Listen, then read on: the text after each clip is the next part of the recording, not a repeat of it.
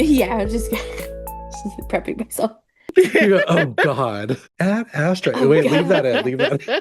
Ad Astro Travelers, and welcome to another episode of Tales of Tavat, a Genshin lore podcast. Last week, we narrowly escaped our own deaths as we discussed the battle with Rear. This week, we're going to Sumeru to talk about our almost always close to being forgotten 100-year-old woman, her Ravatat Professor Feruzan. Are you desperately searching for a way out? Spending decade after decade staring at the walls, scribbling on the floors? You are not alone. Join us at our website, talesoftabat.com, where Tiff has inscribed every theory and calculation onto its own page for each episode, along with visual representations for your little tired granny eyes to try.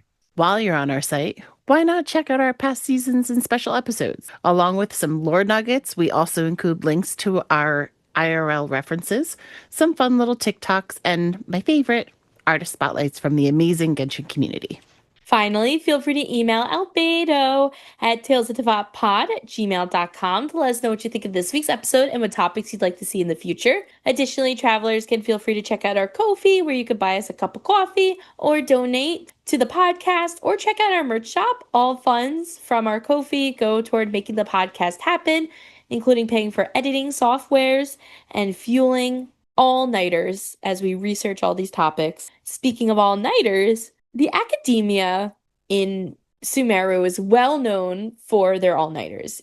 Actually, Professor Feruzan herself has been quoted saying that even the most prestigious of scholars take all-nighters. So, very common over there. I mean, Layla does it every single night. Layla is more of like an all-yearer, Yeah. like an all 24/7er.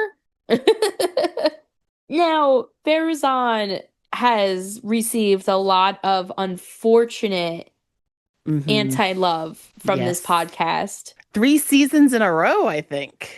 Was it 3 seasons or was it 2? At least 2. I mean, maybe 3. This is the 3rd. Maybe this was Yeah, I think this third is time's a third. charm. We Yeah. almost X-dated this season again. We did, yeah. Yeah. We make our lists for the season in advance, so we have a really great pipeline of where we're going, and And then change them up. a and lot. then we do end up changing them. But we have a roadmap. We just Yes. scribble it out. The road gets a sinkhole, and we have to go a different route. That's right. Sometimes we fall into the sinkhole. Yeah. Yes, I'd and say we that- fell into the sinkhole a little bit. Yeah. Yeah, I blame Revere for that one. Yeah. But yeah, so a few times we've had to say au revoir to Feruzan, which, like, my bad, Granny. But we're here now, and we're finally giving her the love and appreciation that she deserves, like, 2 years later. Mhm. Yay. I love Farazan.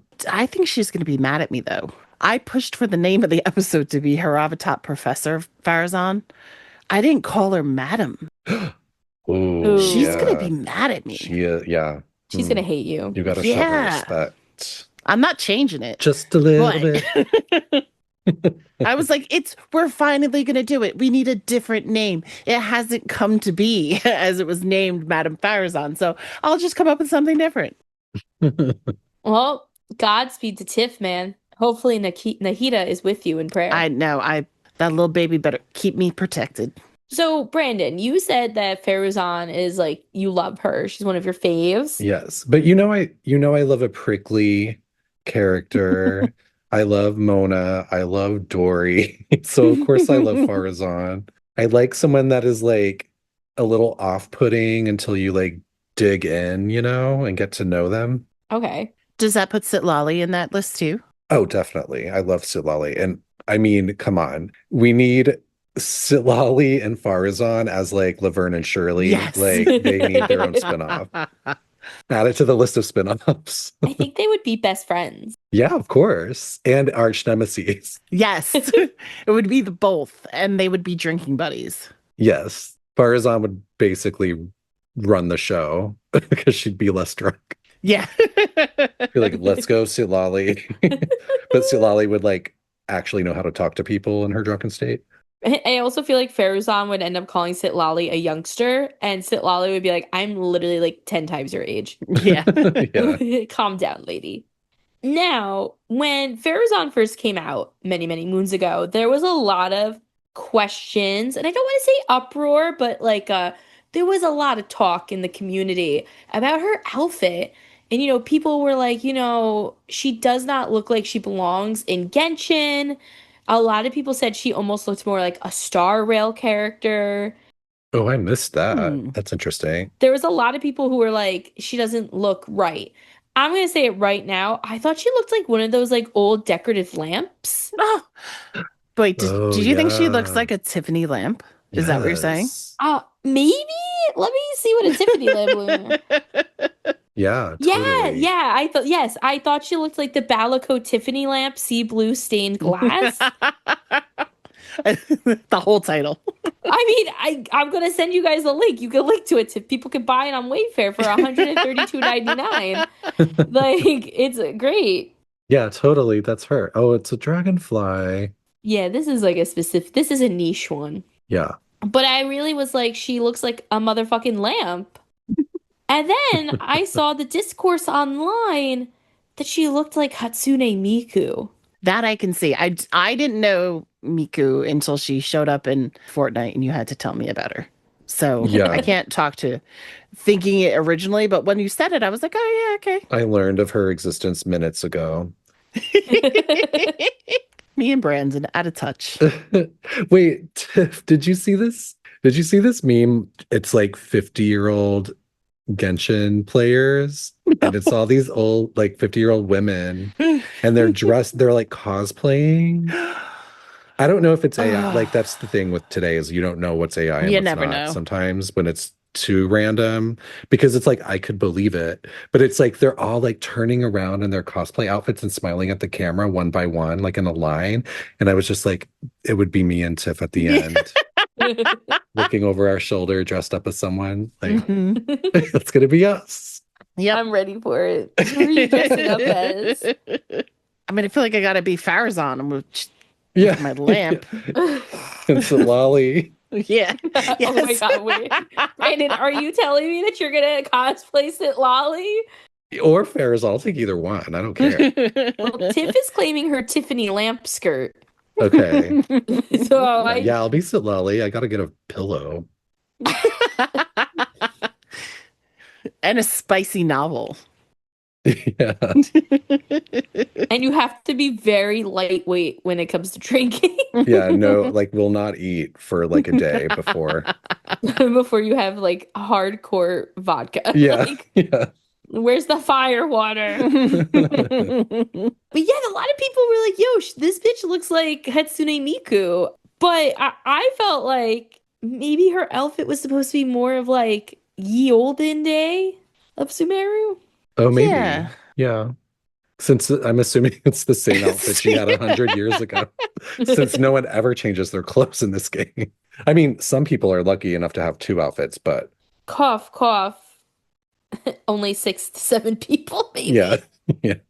Her outfit is called Pristine Elegance, which I thought was funny because then the explanation goes on to say the relatively plain yet elegant. I was like, wow. I don't typically love a dress on like video game characters, but I actually really like hers. Like, I think it's interesting looking enough where it kind of captivated my attention a little bit. Mhm. Because usually when like a character's wearing a dress, like any kind of like, traditional style shape of a dress, I get kind of bored. Like I want something a little different or unexpected. But I really like the way they did hers. Right. Yeah, I really liked, and maybe it was the like subconsciously I liked the Tiffany lamp style of the little cutouts of the little glass shapes. Mhm. I always thought that that was really pretty, but it's really interesting. Her dress actually draws very heavily on the Persian and Central Asian scholarly fashion, which I love that they're scholarly fashion. Oh. It was like it kind of draws on the side of like this kind of outfits that were worn by mathematicians, engineers, and philosophers. They very much valued like function and structure and intellect over the ornamentation. So like that's why actually her silhouette is a very traditional, structured silhouette that you don't see. Like it's very placed. It's very intentional. And a lot of those geometric designs too are actually go a little bit more onto an Islamic side as well. With the symmetry and repetition, and again the mathematics and stuff like that. They were normally worn to visual, like to actually express like a visual representation of logic and astronomy, and not decoration alone. Like it was all very, very much. It still is very much pointed to why you have certain things. It's like a mathematical equation in a dress. Yeah. And the one part of her dress that actually is slightly ornamental is actually the flowers that are still very geometric, but they mimic a pattern in her constellation. Oh, yeah. Which her constellation, which is entwined flowers, well, it's the Schoolie Implexi, which means entwined flowers. Entwined flowers. And that's pretty much what that actual like look is. But it's very, while it's organic, it's still also very geometrical and structured. Yeah. It's interesting. I really enjoyed looking at her outfit for maybe because I enjoyed the outfit to be like visually. Yeah. And I like the edge of like is it just one or is it more than one of Tiffany lamp panels missing? Yeah, there's a So you few can of see them. through it. It's like almost like a little risque in a way. Yeah, It's ooh, like if a I catch it peekaboo. at the right angle, what am I going to see? It's like she lost them in the ruins. I also like that her dress has like little arrows on it, like kind of like because she's an archer. Yes. I love the idea of her like emerging from the ruins and like coming back into Sumeru after 100 years and is like, I'm sexy now. I also just want to say that I find it interesting that you were saying where her area is, what her outfit is based off of, because it makes me think more of like Phanos and all those characters from Hades Ilsaia in Star Rail. Am I saying that right? Like the Greek Roman area that like we see all like those god-esque characters at. Oh, what is that called? Kevin. I know, yeah, I know what you're talking Come on, about. Brandon. Kevin. Amphorius. Amphorius. Amphorius. That's what it kind of made me think of too, was Amphorius, and in my head, Amphorius is very Roman and or like Greek looking. So that's interesting to hear that that's not at all where the actual inspiration comes from. Yeah, so it's like a Persian and Turkish. I mean, her bracelets are like rulers. If she ran out of a ruler, she could just take it off and use it.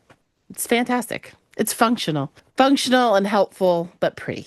I love that for her. She would be like, you are now, despite not calling me madam, I adore you. Yeah.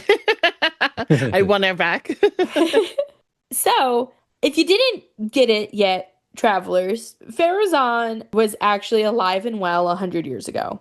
And 100 years ago, she got locked away in a Deshret ruin, which we'll get into in a minute. But she actually lived most of her normal life 100 years ago. So she, despite having this very young look about her, she's old as fuck. No one she knows is alive anymore. All of her family members are dead. All of her friends are dead. All of her colleagues are dead. Which, like, if you really think about it, being MIA for 100 years is probably like the worst time frame because you like just missed your people, you know? Mm-hmm. Like, that sucks. I feel very bad for her. That would make her probably what, like 118, 120? I was assuming like she was what? Like, yeah, I mean, I was guessing 20 to 25. Mm-hmm. Yeah, because she was very well known and she is still used as a research point. Mm-hmm. Or, so I would say probably 25. Like she was probably a little older, like maybe had graduated or was about to graduate. Yeah. Because she did kind of step right into professordom too in the modern world. Mm-hmm. But back in the old day, Farazan was in the academia. And I think quickly we need to just recap how the academia is laid out again into those 5 Tarshans. I love the Six. Darshan recaps. 6 Darshans. Well, they want it to be 5. They do. Currently, yes. I mean, poor Haravatat, the redheaded stepchild that no one wants. Mhm. But yeah, so reminder of the Darshans. I enjoy the recap of the Darshans because I always forget them. If I'm not looking at them, I'm like, I Mhm. remember certain ones, but there are other ones I'm always like, wait, which one is that again? So Amorta is biology. Tainari. That's Tainari's, yes. Even though we'll get into it, but Tainari isn't technically with the academia, but Okay, well, he studies shush. Amorta. He graduated. Yes, sure. And Navis. Yes, Nefis. Our His favorite mentor. Bob. Ratawahist. That is illuminationism. And that is the study of the star. Yes, that's Layla. Are you Sorry, I'm so are excited. you guessing these? Are you like Yes, I'm okay, guessing. you're not looking, right? You're not No, cheating? no. Okay. I remember from doing my own research. Okay.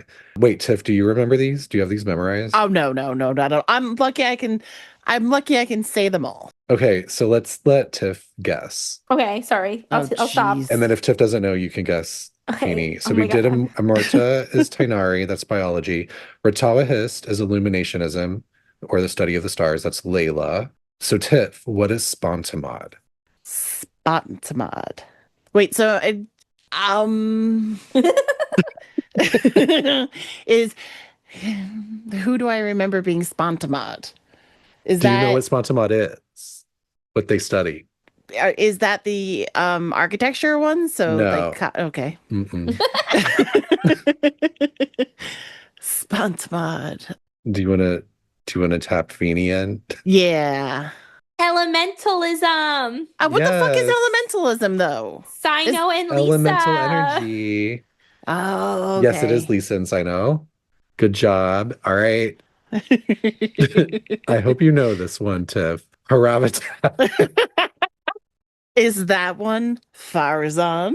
Yes. And who else? Who else? Farazan and who else would be? Is that Our Hawkeye? listeners are screaming at I you know. right now. I'm sorry. I know that it's linguistics. Oh, well, who does Yes. linguistics? And runes. Who writes a lot? I don't. Who writes a lot? Who writes a lot? His job Does is he write a literally. lot? Well, he's supposed to. Oh, I guess he Al he did Haytham? have. Yes. Okay. And Al Haytham's grandmother, right? Oh, I think so. Yeah. Is that the tomato guy? No, that's No, Siren. That was the other one. Okay, sorry. Oh my God, Tiff! How could you mess I'm- up the tomatoes?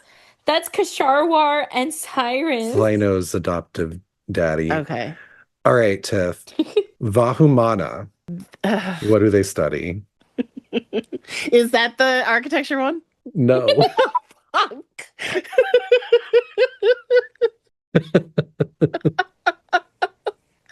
I'm trying to remember who was in the in that This is fun. We have to quiz each other more often. that event. I mean, I forgot Diona's name today, so I am old. All right, Feeny, you want to try? Yes. Give me the person. So I don't remember what they study, but it's Hat Guy. Yeah, Wanderer. Any guesses on what they study? Is it history? Yes, it's ideology. So the study of causes or reasons for things, and that includes history and social sciences. Meanwhile, he literally is the cause and effect when he Control Alt deleted. Exactly. himself. And then our final one, Tiff, is Kasharawar. I know Kasharawar very well. That is the architecture one, and that would be Kave. Yes. I knew that all along. And technology in general, mechanisms. And the other tomato person. Oh, what's her name?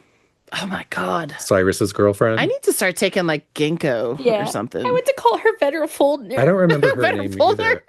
I love her name. It's on the tip of my tongue. It's It's Mrs. Tomato. no, Mrs. Tomato. Zaha Hadid. Oh yeah. I know. I love her name. I can't believe I forgot Zaha Hadid. Yeah, but that's Cyrus's other Zaha Hadid. Was she also in that same? Was she like a mentor Yeah, for she's them? Kave's mentor. Because Cyrus wasn't in Kasharwar. Yeah, he was Spotamod, I believe. Hence why Sino kind of followed in his steps. Kasharwar is the one that I tend to have a hard time saying. Yeah, I don't know how to spell it. But obviously the best out of those are Emerta because it gave us beautiful Tainari and Snaphus's Bob. That's not a biased opinion at all. Listen, it's the best Bob in the game. They could cut you. It's so sharp. He has the best bob and the best glasses. Damn. Yeah. I was going to say, I like to call him John Lennon. He looks like a John Lennon. They should do like a Milan-based, like Milan-inspired fashion show and Fontaine, and have Nafis show up as like, you know what I mean? Like the fashion queen, like fashion critic extraordinaire. That'd be amazing. That would be. Welcome to the RuPaul Root Ball. Today's guest host is Naphis. Naphis. Now, we're going to talk mostly today about Haravatat, which is the linguistics and semiotics, and Ksharwar, which is techie stuff and architecture. Mechanisms. Yeah. Now, one thing to know about Haravatat is that their sage was one of the sages exiled during the Great Uprising of Sumeru. So he was one of the ones who tried to make a fake god. And I feel like that might be part of the reason why Haravatat isn't doing well right now. They're like considered the least favorite darshan. They are have the lowest enrollment rate out of the others. And it's so different than it was like 100 years ago, because 100 years ago, Farazan was a Haravatat scholar and she was distinguished. And I mean that quite literally, because she has a Distinguished Scholar Award. She has the Sumeru Puzzlers League Lifetime Achievement Award. And she also was given some other award about scholars with ancient mechanics.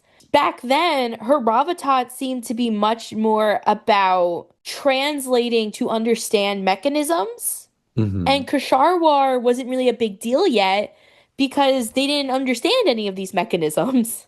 Right. And over the years, they sort of flipped, Yeah. or at least the mechanisms like moved into Ksharawar territory and left Haravatat. Yeah, in the last 100 years. Actually, can we just sort of talk a little bit, like a little more in depth on Ksharawar and then go into Haravatat? Yeah. Because I feel like we can talk about sort of the evolution of mechanisms and where they go with Ksharawar, and then in Haravatat, that gets into modern day Farazan and how things have changed, sort of displays that. So the Ksharawar Darshan, again, that's Kave's Darshan, the one that is all about technology, including architecture and puzzle solving. They helped design the commonly used buildings in Sumeru. They helped design the looms that are used in Sumeru's textile industry. One fun fact about Ksharawar is that they also have very serious budget constraints, and they only receive long-term funding from Dori. It's a scam. Learn from Kave. Dory keeps the whole thing running? No, Dori is on her apology tour. She is getting, her reputation fixed. So we are not going to trash talk Dori anymore. Haven't you been playing Nod Cry, Feeny? I have. I'm just saying, like, obviously she fucked over a Ksharwar student, made a mess of him. The light of Ksharwar she fucked up. I know. And now she's like, oh, my reputation. Well, of course, she has a secret contract with them to provide funding, but that results in opportunities for her business. And that is the whole reason. So, yes, she bankrolls Ksharawar, basically. But we'll get into that a little more later. Another thing is the Ksharawar Darshan has used a lot of Farazan's work as a foundation for their Darshan's mechanical research. And that leads to current day Farazan constantly having to stop them from trying to recruit her from Haravatat, because she is very adamant that she will stay a Haravatat scholar, even though over the 100 years that she was trapped, all of her input, all of her contributions to the academia they started in Haravatat, but over those 100 years, they've shifted over into the inspiration and the helpfulness of Kasharawar. Like Kasharawar bases a lot of their work on the teachings and the theories and the research of Farazan back when she was in Haravatat 100 years ago. And it says, in a little quote, is in her brief academic career, she was able to analyze over half the ruins within Sumeru's borders, thereby greatly lowering the difficulty of various further analyses into them and their machinery. So she did all of this like heavy lifting and all of this like dangerous research 100 years ago and wrote a lot of it down. And over the years, Kasharawar was able to use those and to really sort of springboard off of those into understanding mechanisms and these ancient machines and everything, and making that like getting further and further into that. And as they did that, they moved further and further out of Haravatat. Mm-hmm. So now Kasharawar, back 100 years ago, before Farazan was doing her thing, They were nothing. did they just stick to like the one side of things, like the Kaveh side of things? Yeah, I think so. I mean, Like they were just like, who needs mechanisms? well, I think the thing is that like no one understood mechanisms. Mm-hmm. So like if it wasn't for Farazan doing all of this damage control almost, like they wouldn't have their studies for today. Mm-hmm. Yeah, and I also think that they were doing like they were still about like puzzle solving and technology and stuff back then. But I think the real key difference is in what happened to Haravatat, because Haravatat is, you know, about linguistics and runes and things like that. And what was going on back then is that it wasn't as siloed, like the academia wasn't as siloed back 100 years ago. Mm-hmm. So there was more overlap and different fields of study.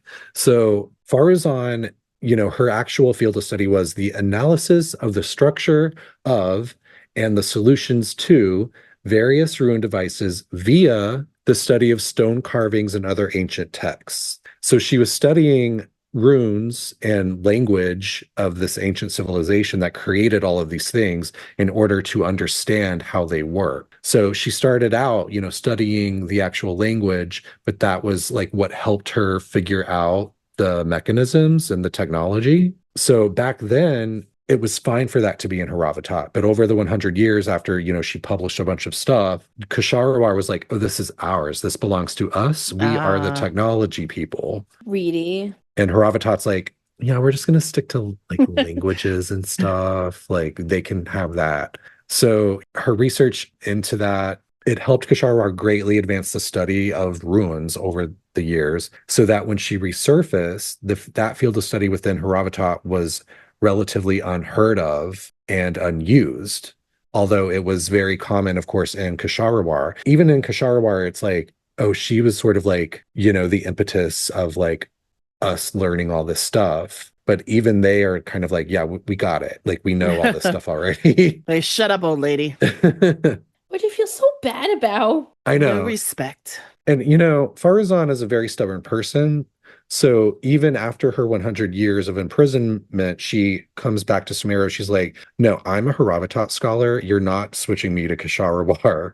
And she's very like passionate about that, about sort of clinging on to her Haravatat identity, even though most of her teaching now applies more to Kasharawar. And that also leads to her becoming friends with Kale, which I think was really interesting when I was doing the research, because she has such like a grandmotherly connection with Kale, I guess, and desperately wants Kale to be her student. And this started one day in the forest when she overheard Kale praying to the Dendro Archon to help her learn the written word better. And that kind of, you know, because you got to remember Farazan's whole, you know, history is in linguistics.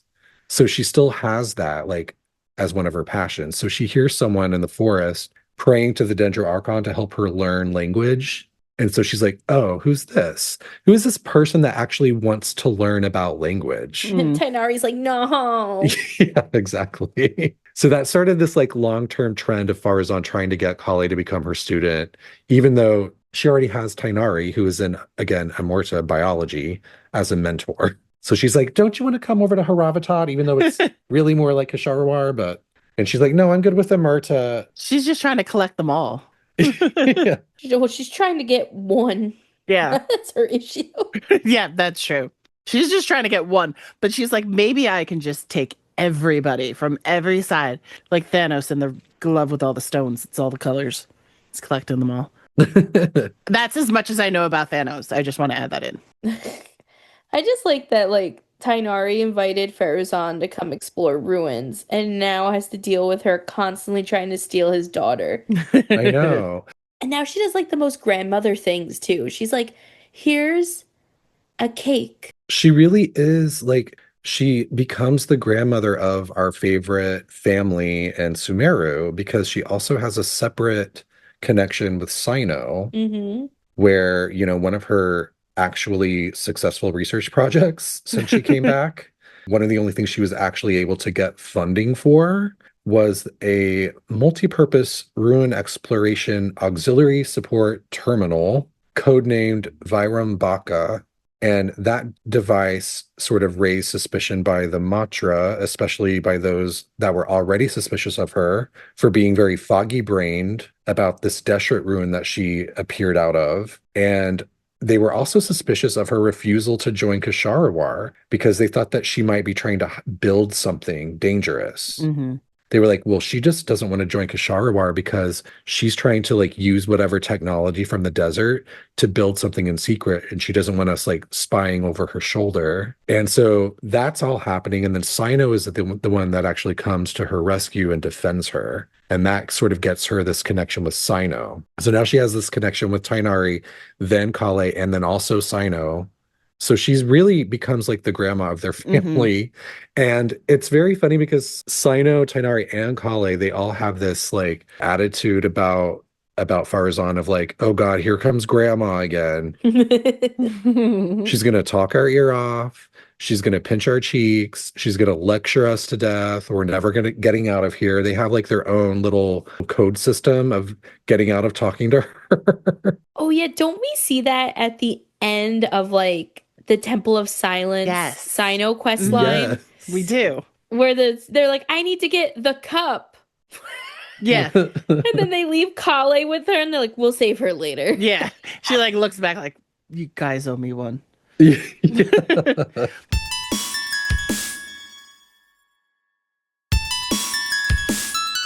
But before we leave her Virum Baka device gear thing, what the hell is that used for? Because one of the things they say is it relieves boredom. Yeah, it has like little like fidget toys on it. So ridiculous. Now, is that supposed to be her device that she uses in combat? I was a little confused by that. This felt like a trauma response. It sounded like a sex toy to me. That's where I was Oh. going. Oh my gosh. But I didn't realize it would have been the Stress one that she... reliever. Because that's what it kept saying, and it was very vague. It was like, it disperses monsters and sand cleats and relieves boredom. And I was like, mm-hmm. It's a multi-purpose ruin exploration auxiliary support terminal. Yeah, it Oh, does it's sound like a exploring. sex toy. Yeah.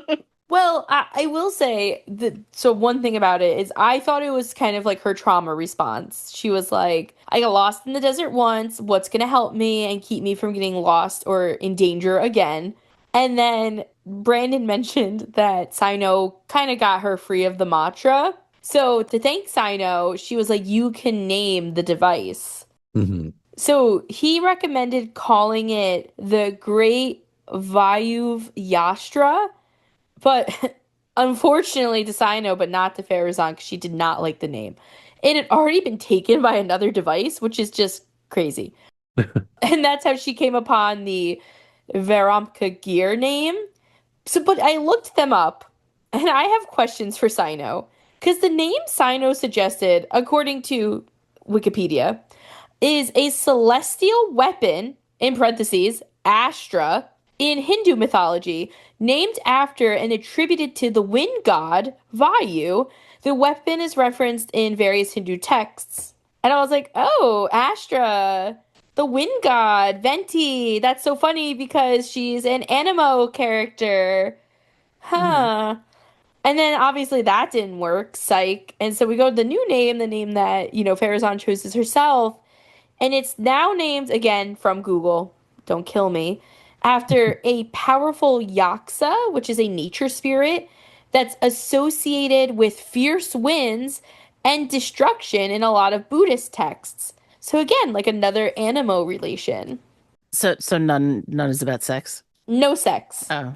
Unless the powerful nature spirit you associate with fierce winds is a vibrator. Yeah. Like, I don't. That's a stretch. I mean, that's your imagination here, Tiffany. Do as the wind pleases.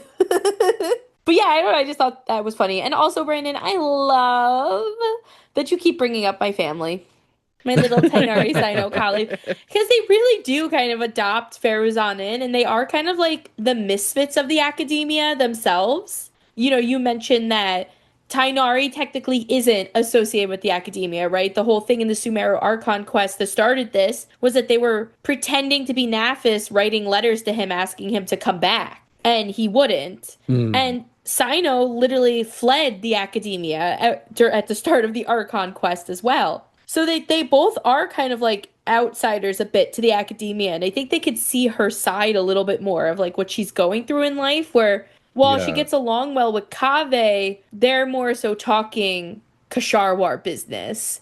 And I feel like her and Alhitham, while they don't really seem to talk about one another, they probably just level with each other. So it's nice to see her talking to people who might understand what it's like to be an outsider.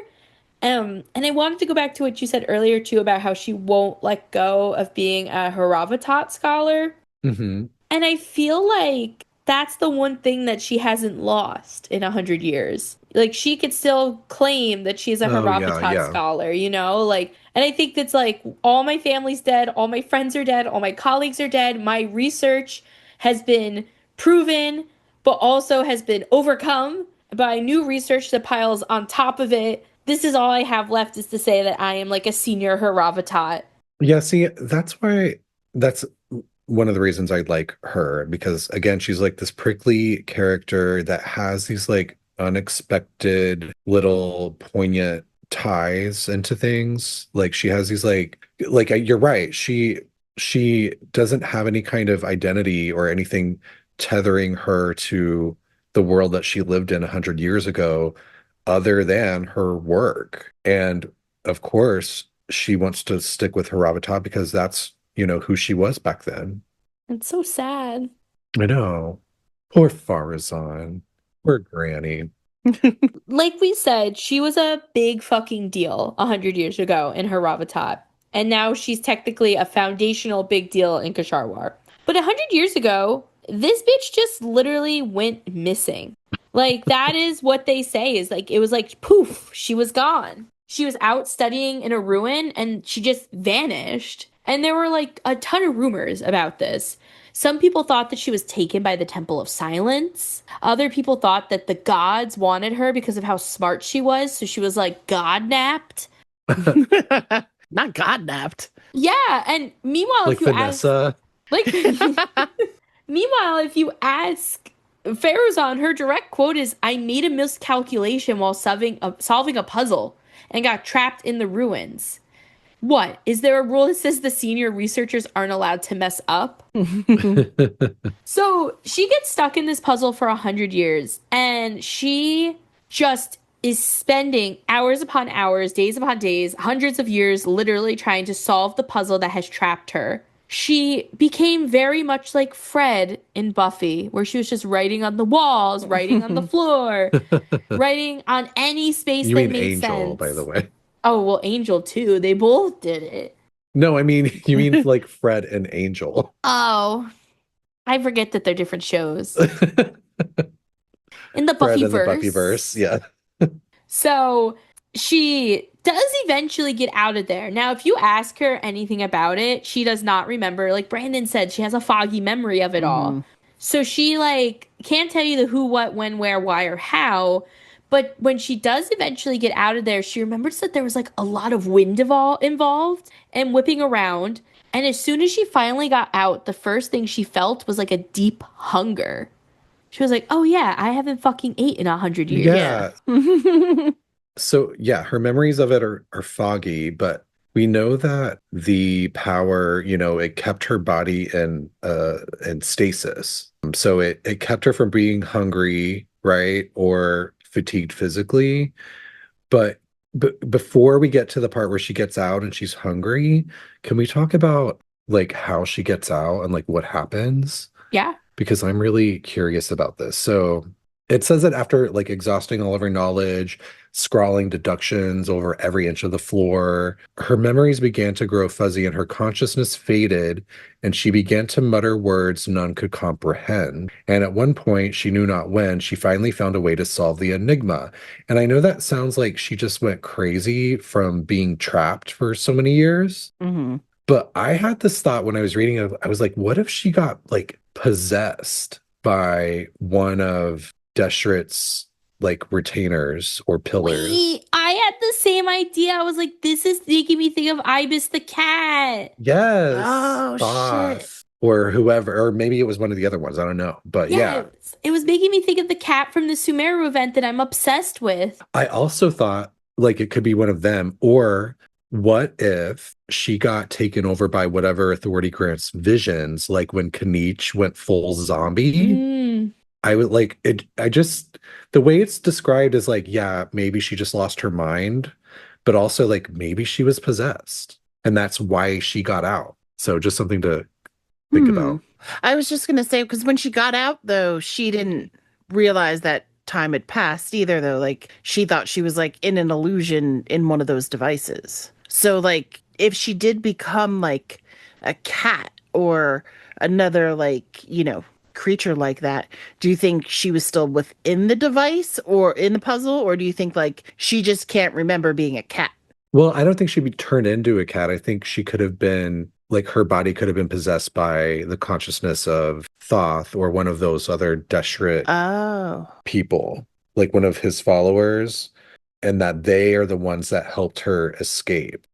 They got tired of her. They're like, "Ugh, you know what? Go." Yeah, like maybe they like weren't around for a long time, or maybe they were witnessing it and they were like, you know what, she's been through enough. Let's help her. Well, I just want to pause on the whole idea of it like be like I want to take a step back to that Sumeru event. I don't even know what it's called, but I'm obsessed with it. Where we go looking for people who have basically Layla and a random NPC from the Temple of Silence. They both had fallen into this trap, right? In a Deshret ruin, and then they both realized that this cat helped them out. But when they both came back, they were like obsessed with saying the same words.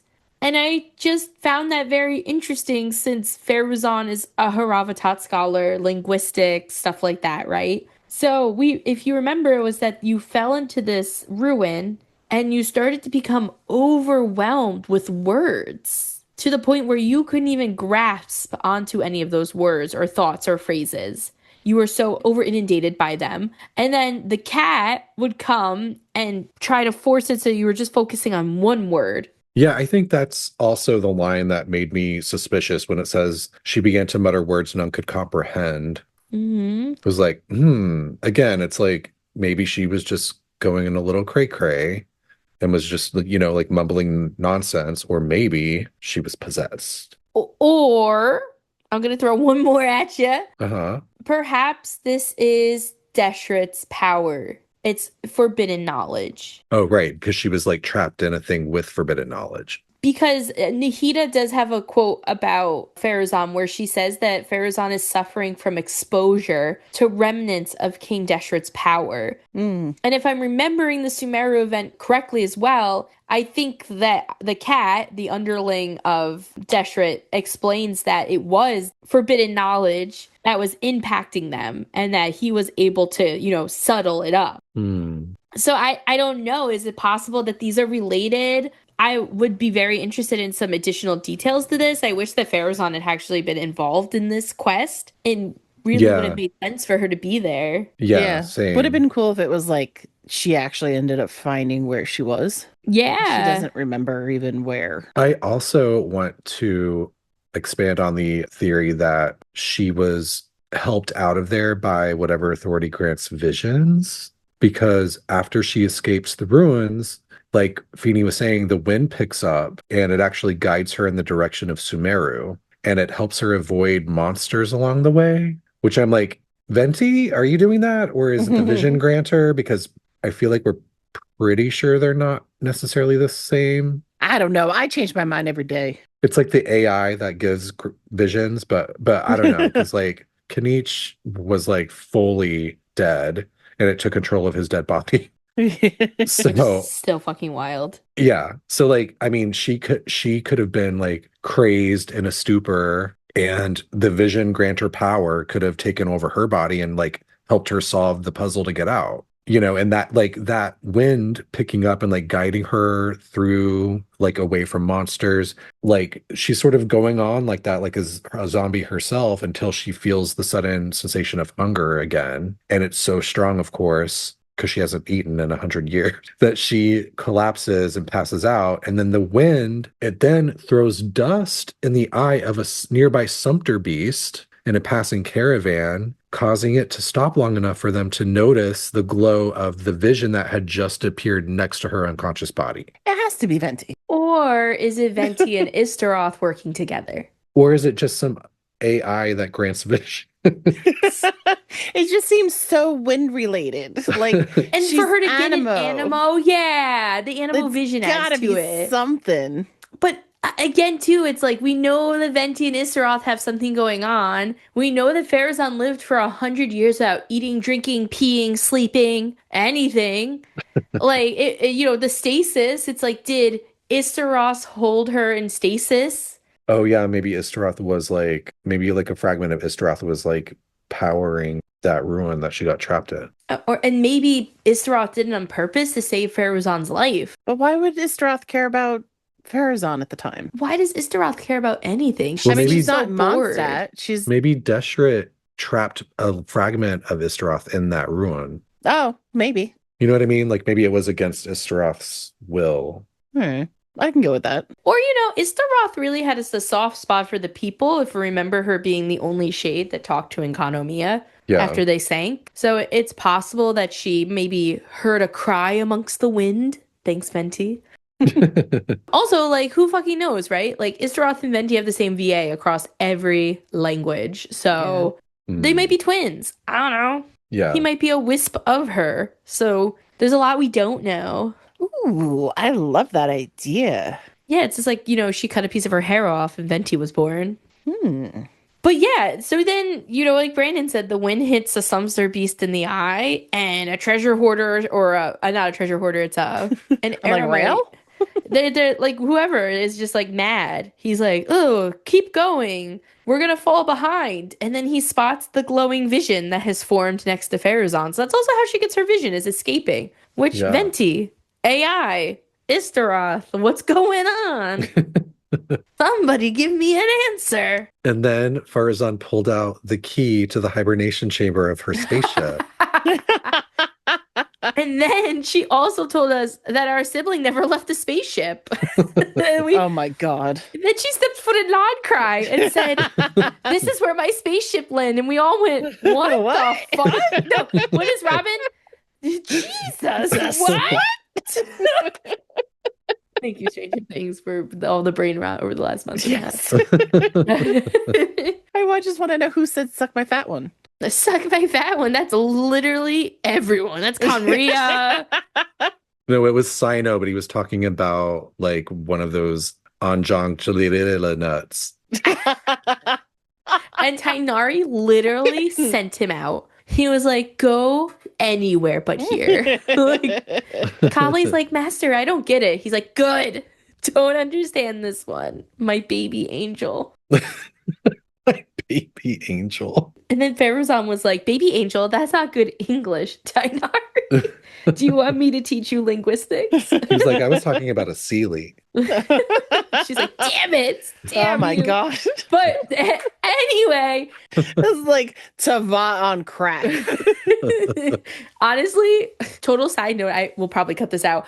I've been watching. Was it about crack? I mean, I could talk about crack every day. Crack is whack, kiddos. Remember, Tiff is the drug lord of I tobacco. am. Yeah, it is Tiff. So, like, why are you questioning me? The But I- kingpin. I have a lot of respect for creators in the world because I watched the other day like a 6-minute compilation video of this person who had edited together clips from Stranger Things to make it look like Mike and Will were competing against one another on RuPaul's Drag Race. And that they Oh were my having God. like behind the scenes drama and they were like yelling at one another. And when they cut to Mike's interviews, they called him Mike Queeler. I need you to send that to me. I will. I live like, and that's all I was thinking about when you were like, "Oh, is this Tavant on crack?" And I'm like, "Well, I'm sure someone." I mean, I've been watching like what feels like paper doll documentaries where people are just like moving like Will to tell different stories, but he's like a paper cutout of himself. Like I love all of you creating stuff out there. You bring so much joy to my heart. But crack aside and whatever the fuck is going on in this Deshret ruin aside, Farazan does get out. She wakes up 100 years later and she's very confused and she's asking questions to like the guy next to her, like the scholar that was basically like assigned to keep an eye on her. And it was like Captain America, like the first one where he was like, he woke up out of the ice. I guess it was the second one. I don't remember. But when Captain America wakes up out of the ice and the guy's like, it's still 19 whatever. And he's like, that's a fake wall. Like that was like this guy got put into that same situation where he had to tell Farazan very uncomfortably that she had been missing for 100 years. Yeah. And that everybody was dead. Was he like an intern? Yeah. He definitely drew the short straw. And she doesn't believe him at first, and she's convinced that this is all more of the mirage of wherever she was. Until he's able to pull out a book that is like talking about all the research that she did to help them get to where they are. How would you have felt? I'd have been like, you're fucking with me. I don't know how I would believe them. I really wouldn't. Even after he like showed you the book? I mean, the book would blow my mind, but I'd be like, am I in the Twilight Zone? I would just be like, well, shit. At least I still got my looks. Oh my God. So she has to slowly start rekindling herself to life.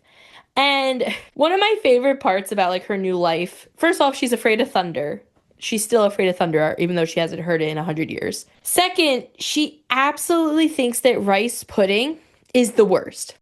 The Padisara pudding, she's like, this is new. Who the fuck decided to put rice in the pudding? She's very like distraught. It's her least favorite food. She is not a fan. Also, since all of her studies are outdated now, she is broke as fuck. Similar to Kaveh, and nobody's willing to fund her research because it is so outdated. Except Dory. Now, does Dory fund her research, do we know? Well, no, but she did hire her once. For what? She hires her and Layla to help her do some testing at one point. That was like during that event where like the three of them show up to Wangshu Inn because they were like doing tests nearby. Do you remember that? And we were like helping the chef do something. Oh, yeah. Was that when the chef hurt his hand? Yeah, this is when he hurt himself and we were cooking. Yeah, yeah.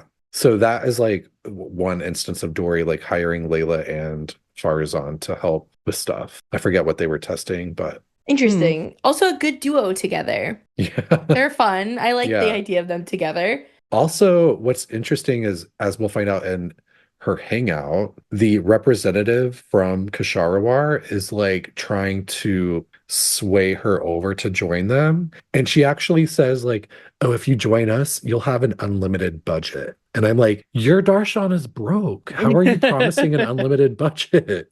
It has to come from Dory. And why didn't you give any of that to Kaveh? Like, why are you letting poor Kaveh suffer? Like, I don't understand. It's because Dory doesn't like Kaveh.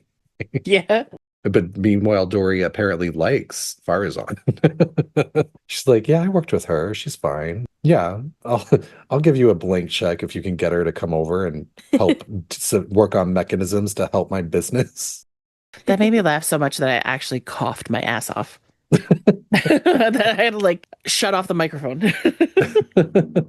So, that's really all we know, though, about like current Feruzan, right? Like, that's besides her hangout. Yeah, like she makes like little appearances here and there, but that's pretty much. Like she was in the Darshan competition. Mhm. She did a few small things, but like what does her hangout give us a lot more about her, would you say? Yeah, well, part of it gives us a really nice little chunk about her. Mm-hmm. And then there's another part that gives like fun little light novel things.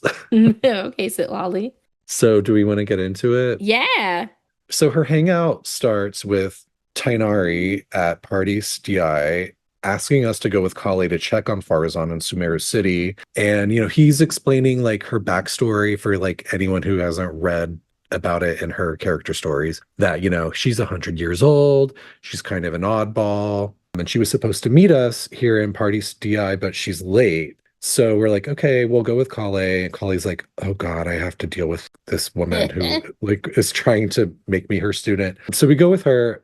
And when we arrive, we find Farazan in a heated discussion with academic Nadwa, who is pressuring Farazan to contribute something to the academia and is forcing her to choose between teaching a class for Haravatat or participating in a collaborative project with Kasharawar. So Farazan, after making sure that, quote unquote, that brat, Tainari, isn't giving Kale too much work because she's noticing some bags under her eyes, asks for, which is so rude, asks for more time to decide. But Nadwa tells her, like, no, we need a decision today. Like, you have been supported by the academia since you got back, but you're not really contributing anything. So we're going to need you to like pick a way forward so that we can actually rationalize you like living off of us. Hey, I'm sorry. It's just funny. It's like you need to pay your way with that brain of yours. Yeah, exactly. And so Farazan tells us she probably doesn't have time to help Tainari today. So Traveler and Kale have to decide if we're going to help her resolve her academia problem right away, or if we're going to just figure out a way of getting her back to Parties DI to meet up with Tainari. So here's where we branch out. We have two branches. One is that we're going to help her resolve the academia problem. Branch two is that we're going to get her to Parties DI, right? So let's go through branch one of helping her solve this academia problem. So if we choose that route, Traveler tells Farazan they'll stay around to help her figure things out. She's very appreciative because she wants to get to know us better as the person who taught Azar a lesson. Fantastic. Yeah, I love that. Me, a mood. Mm-hmm. She's like, stick it to the man. Mm-hmm. So we're going to help her sort of figure out what to do. And there's two sub branches of this branch. One is that we help her go down this route of a public reading course. And the other is that we help her go down this route of a collaborative project with Kasharawar. So the public reading course sub branch is, Farazan and Nadwa are discussing this option of teaching a class for Haravatat. Now, Farazan is, knowledgeable and she's technically in that darshan, and her ideal lesson plan will likely attract 0 students.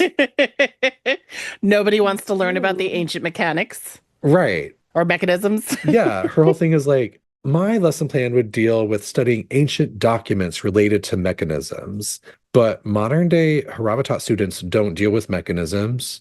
And Kasharawar has all of its own developed theories about mechanisms over the last 100 years, so they don't rely on ancient documents. So the Haravatat people are like, I don't need mechanisms, and the Kasharawar people are like, I don't need ancient documents. So she's like, well, crap, what do I do? So she has a very like back in my day reaction about students 100 years ago, they respected mechanisms.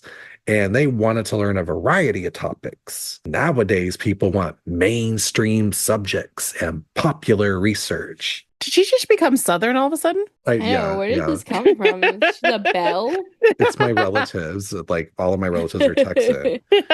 So I was like, old people. The people doing back in my day, those are old Texan. Mm-hmm. Yeah. So Traveler says Traveler fully like throws Kale under the bus. They're like, oh, you don't like this idea of like having to teach, but like no one wants to like learn your stuff. Well, guess what? Kale can't read. Kale just angrily turns around. Yeah. She's What like, the what are you fuck? doing? It's just overall rude at this Yeah. point. It's like, Traveler, like, Told this you. hoe is illiterate. And I'm gonna need I'm gonna need you to teach her how to read, okay? So Traveler suggests that Farazan teaches a reading course for Kale. And Nadwa says that although Tainari has dealings with the academia, he technically is not part of it, which means that Kale technically is not an official student. So she's like, Ugh. that's not going to fly. Like, you are a senior researcher and you're going to be a teacher for the academia. And I get it that you want to teach Kale how to read, but she's not an actual student of the academia because Tainari's not in it. And she's Thanks, Tainari's student. Dad. We could do volunteer work, bitch. We can volunteer to help the poor Kale who can't read at like the bright age of 13. But also, did like the Aranara tell on her? Like, I thought like she was just talking to the Aranara about not being able to read, and all of a sudden it's public knowledge. No, remember, Traveler finds her speaking Yeah. into a tree hollow. Yeah, but I thought like, I guess she was talking to the Aranara, and then we found her. Farazan All right. overheard her too. Kale's not slick. Yeah, She's no rogue. too bad she can't read any books about getting better at that. Yeah, stealth girl. That's a thing. But one thing for Traveler, I will say, is they do make a quick comeback and they suggest that, oh, well, we'll just make it a course for the public so that anyone can attend. And Farazan likes that idea. And so Nadwa and Farazan go to check if this is within regulations with the academia, while Kale talks about how, she's talking to Traveler and she's talking about how Farazan's passion for wanting to teach her scares her a little.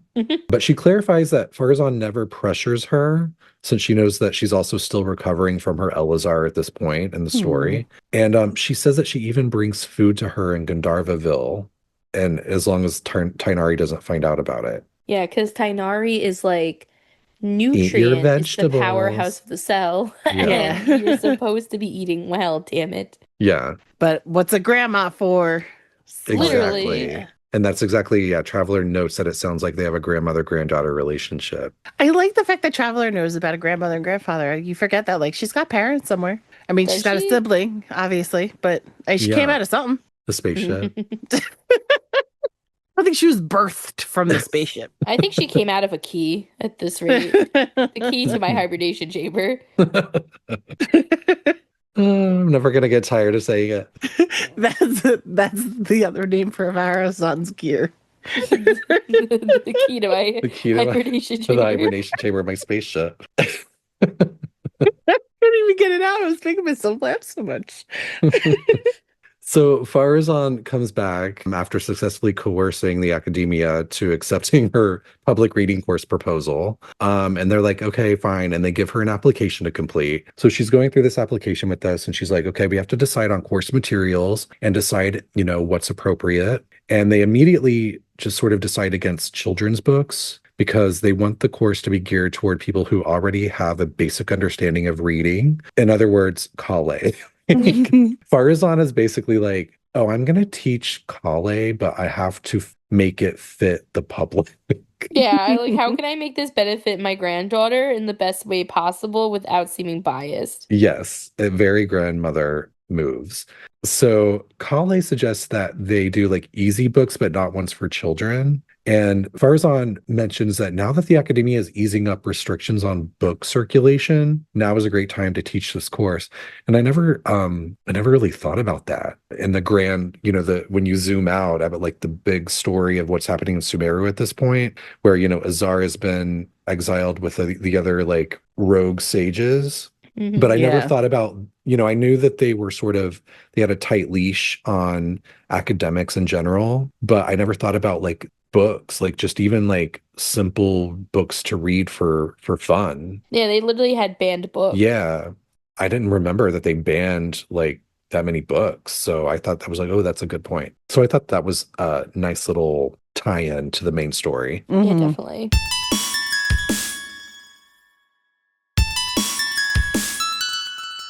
So Farazan is wondering, like, okay, what book can we use as like reading materials for this course? And she brings up this one called The Legend of Antara. And she's like, is that too old to use as reading material. And she's like, Kale, what are you reading right now? And Kale's like, well, I've been reading light novels from Inazuma, and I get those on Treasure Street in Sumeru. And so that's all Farzan needed to hear. Like, oh, you're reading those? Let's go investigate. So we go to Treasure Street. We talk to the light novel vendor whose name is Farouk. And Farouk recommends Outlander Brigade. And the full title is Outlander Brigade, When the Wind of Death Blew Towards the Blonde Samurai. Okay, Ether Lumine. Yes. Well, what's fun about this is he is recommending a light novel that was made into a film that we starred in back in Inazuma when it was being filmed by guess who? Xavier. Yes, Xavier, aka Dottore. Oh my god. Our favorite filmmaker. Yes. And another stupid hat guy. So I love that tie-in of like, oh, here's a popular light novel. It's this one. And it was like, oh, we starred in that movie. What are we? Like, who the fuck are we in this place, man? Taylor Swift. Once Taylor Swift stars in a movie, that's going to be Traveler. Farzan doesn't like that it's almost entirely fight scenes. She's like flipping through Outlander Brigade. She's like, this is all fight scene. This isn't really going to work. So Farouk suggests this isekai story called, get ready for this. The good thing about being reincarnated as a hilichurl is that I only need to eat Sensetias to become stronger. That's the title. Is that supposed to be like tomfoolery off of the anime? Like, I died and got like reincarnated as a slime? Probably. I have no idea. But they say it's a great anime. I'm just throwing that out there. Just So he suggests that, and Farzan questions the logic of how reincarnation leads to becoming stronger and wonders if readers will really get it. You know, she's basically like shooting down anything modern day. You know, she's like, back in my day. Farouk then shows this one last one, and he's like, this one was really hard for me to get. And Kale's like, oh my God, it's the last volume of Oniburo.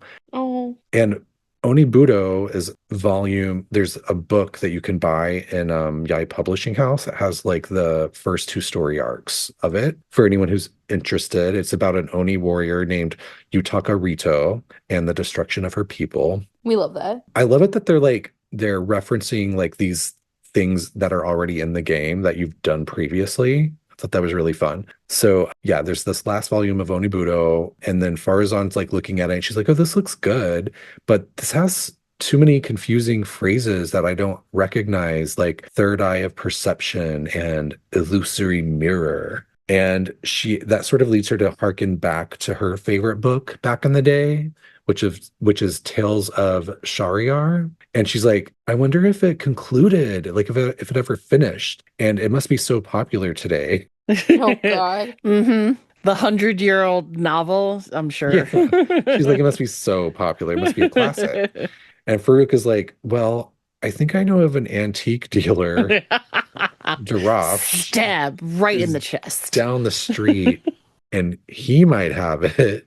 And for Farzan, who's incredulous, is like, excuse me, antique. So she like runs, she's like runs off to find it. She's basically decided at this point that will be the reading material for the course. She's like, oh yes, my favorite book from 100 years ago. This will be the perfect book to teach. Kale's like, I'm literally never gonna learn how to read. Exactly. That's exactly what she like, her reaction is like, we have to stop her. If not for the greater good for my education. Yeah. So we go to the antique dealer, Daraf, and Daraf breaks it to Farzan that he only has volume 5 of Tales of Shahryar and that it's not popular at all. And the only person who's bothered to skim through it at a shop is the storyteller named Mada from the cafe, who talks a lot about the legend of Antara.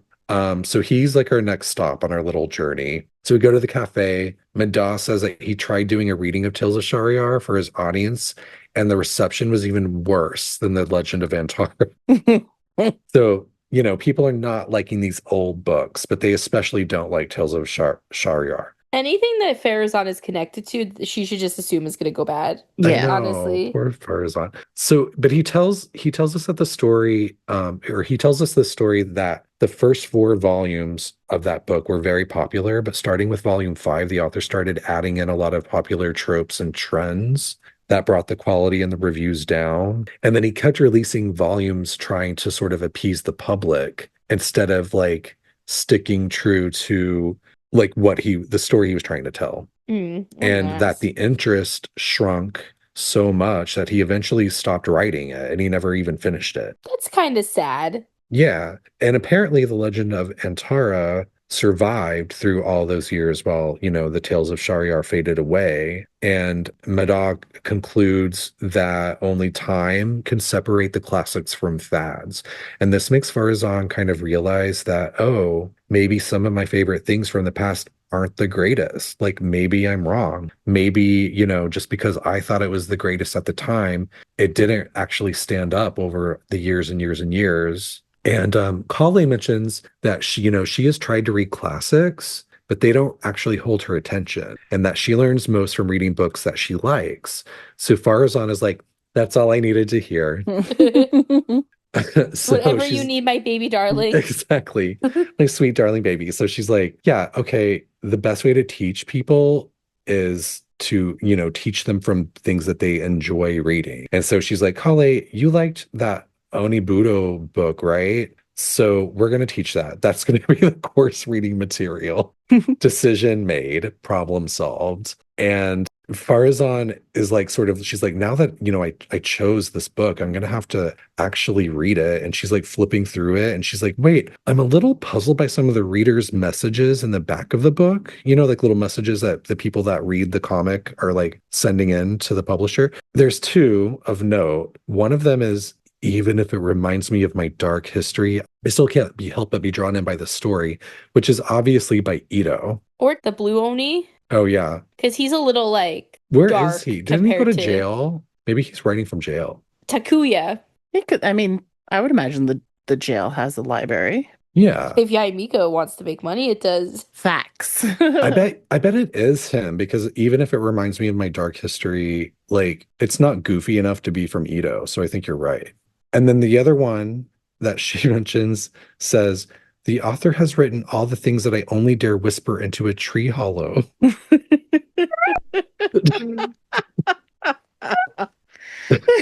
Kale, how And Kale- embarrassing. Kale gets so embarrassed that she's like, so Mada, you were going to tell us the story of Antara, right? And like changes the subject. Kainari's like, what did you do today, Kale? I don't want to talk about it. So that's the end of like the public reading course option. Now, if you choose the collaborative project with Kshahrewar, she's complaining that Kshahrewar and how they study the mechanisms in everyday life, while her past research focused on ancient texts. And Nadwa reassures her that they're not trying to recruit her again. Don't worry, we're not going to try to recruit you. But that the project request comes from the shop Akara Crafts in Port Ormos, and that the representative from Kshahrewar, Anise, recommended Farazan to help them because Anise has great respect for her, which causes Farazan to immediately change her tune. She's like, Oh, was I bad-mouthing Kshahrewar? I mean, they're great. I mean, I guess I should help them, right? Because, they have great respect for me. Like at the end of the day, she really just needs compliments, you guys. I know. Honestly, same. Win me over, baby. Feeny, I think you do a great job at this podcast. Yeah. Do you really? Oh my Yes, I god. do. I'm not gonna cut anything that Brandon said. I will keep it all of his ums. No, please edit like you normally do, because you save me with that. All right, Akara Crafts, they want to develop these early learning toys to engage children to learn at a young age. And the academia is working with that shop with the hopes of, grooming these children basically to become researchers later. I hate it. They're like, let's get these kids smart and then get them in the door.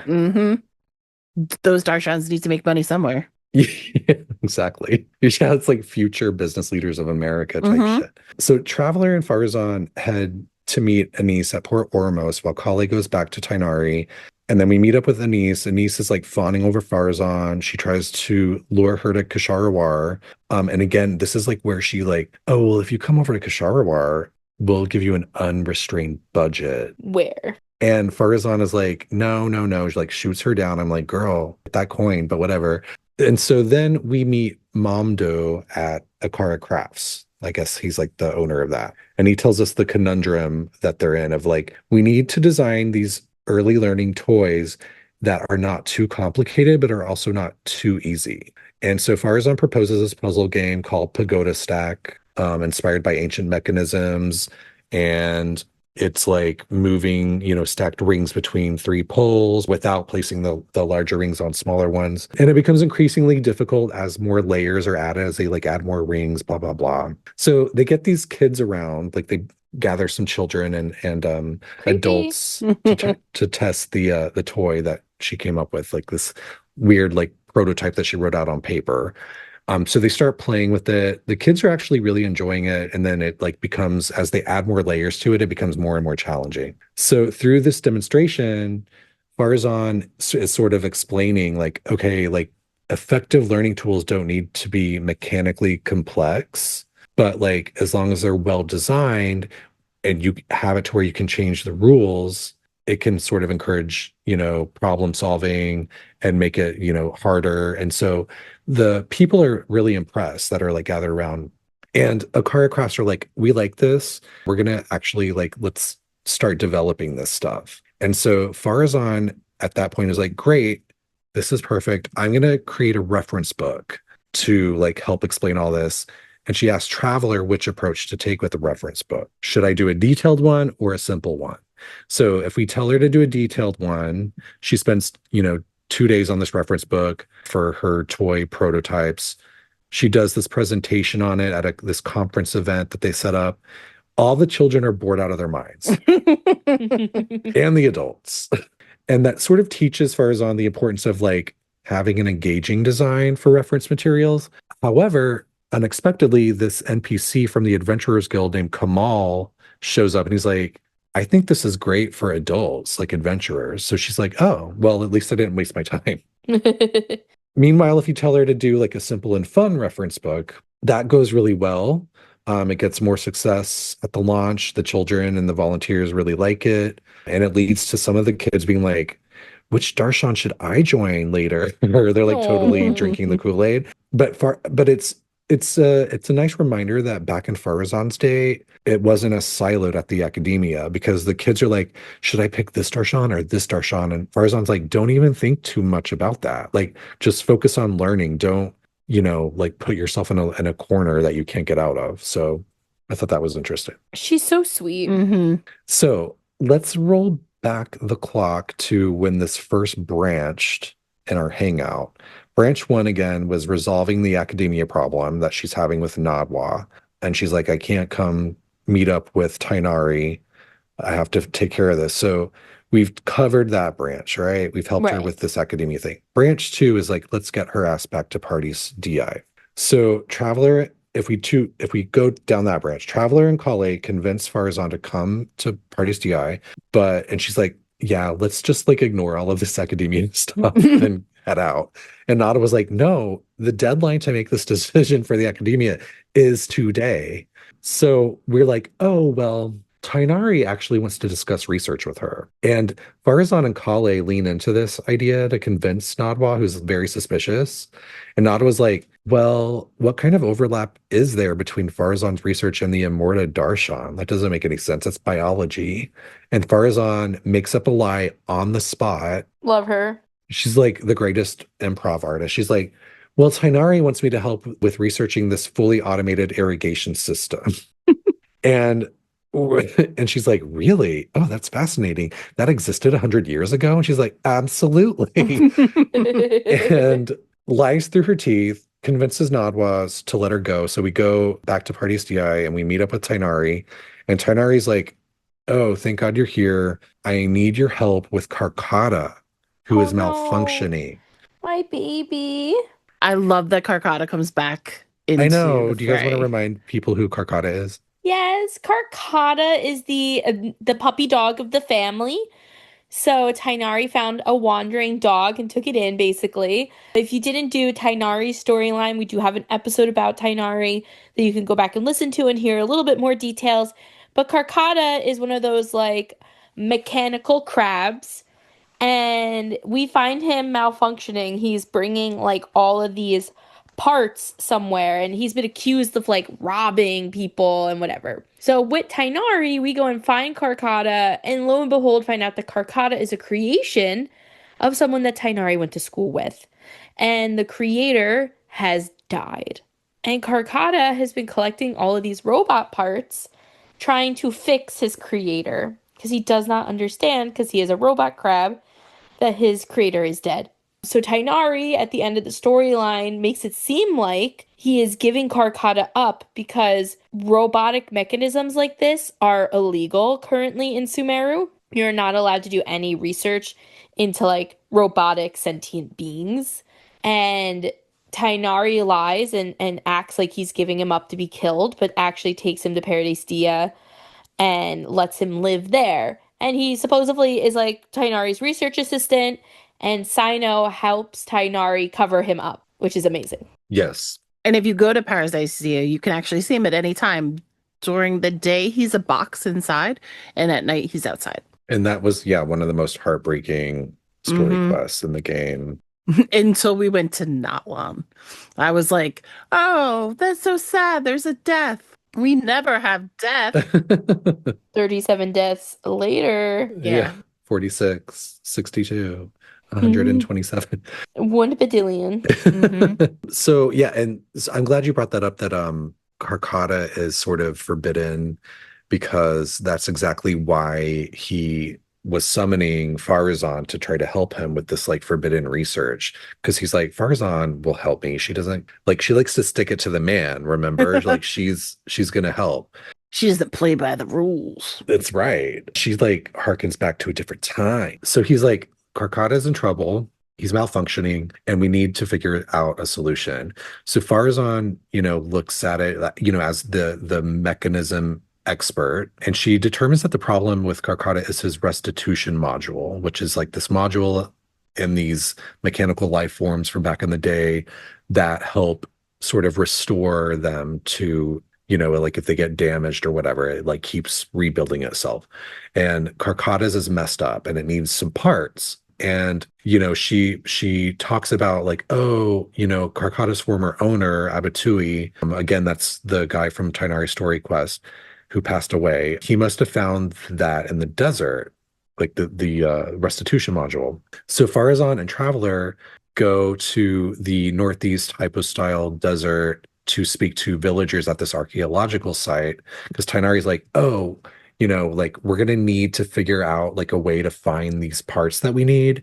Well, there's this new archaeological site out in the desert. There's a good chance that this hasn't been excavated already, so maybe we'll find some parts that we need. So Farazan and Traveler go up there to find it, namely the lead researcher, whose name is Raid. And Farazan tells Tainari to stay behind to watch Karkata, but also to take care of that fake irrigation project mess that she left for him with the academia.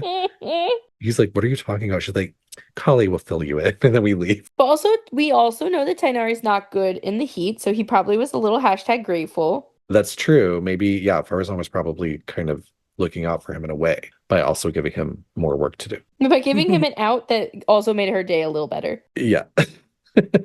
Like a true grandma. So when we arrive at this archaeological site, Raid is busy, but we talk to the locals, and they are sharing tales about this thing called a ruin wanderer. It's this legendary machine that seemingly roamed the desert ruins for decades, with many different accounts of like its behavior and like what it looked like. So we eventually meet Raid. He and his lackeys are acting very suspicious near some machinery at the excavation site. And Farazan notices that this machinery doesn't look old enough to have been in the ruins for more than a dozen years or so. So she thinks that it may have a restitution module that they need, because she's like, well, it doesn't look that old. It must be fixing itself. And I don't think it comes from these ruins, because these ruins are ancient, but this machinery doesn't look that old. So eventually the machinery reactivates, and guess what it is? The Ruin Wanderer. And it completely ignores Raid and his suspicious like character lackeys, and it just struts over to Farazan and then collapses again. Mhm. And then Farazan sort of busts Raid for being a scammer. She figures out his whole thing in like 2 seconds. She's like, oh, your group is supposed to be a legit archaeological team, but you're actually just selling your findings for profit. You tell him. Yeah, and you were planning on doing that with the Ruin Wanderer, weren't you, Raid? Weren't you? So Raid's like, blast. Not blast. You found me out. If it wasn't for these meddling kids. Exactly, yeah. And Farazan's like, dust, like patting her hands together and dust is coming out like, I took care of that mess. Meanwhile, the traveler finds that the Ruin Wanderer wasn't this mindless thing because, it collapsed near Farazan, but this little core of it pops out and comes up to Farazan. And we find out that this was in part to Mimi, which is this mechanical companion that Farazan once knew. Farazan had found Tamimi in some old ruins back, back in the 100 years ago days. And she was, she would use it to take notes and to send letters back to home, like back to her family and friends while she was exploring. And it was kind of like her Carcata. No. So Tamimi like suddenly appears. It gives her these notes.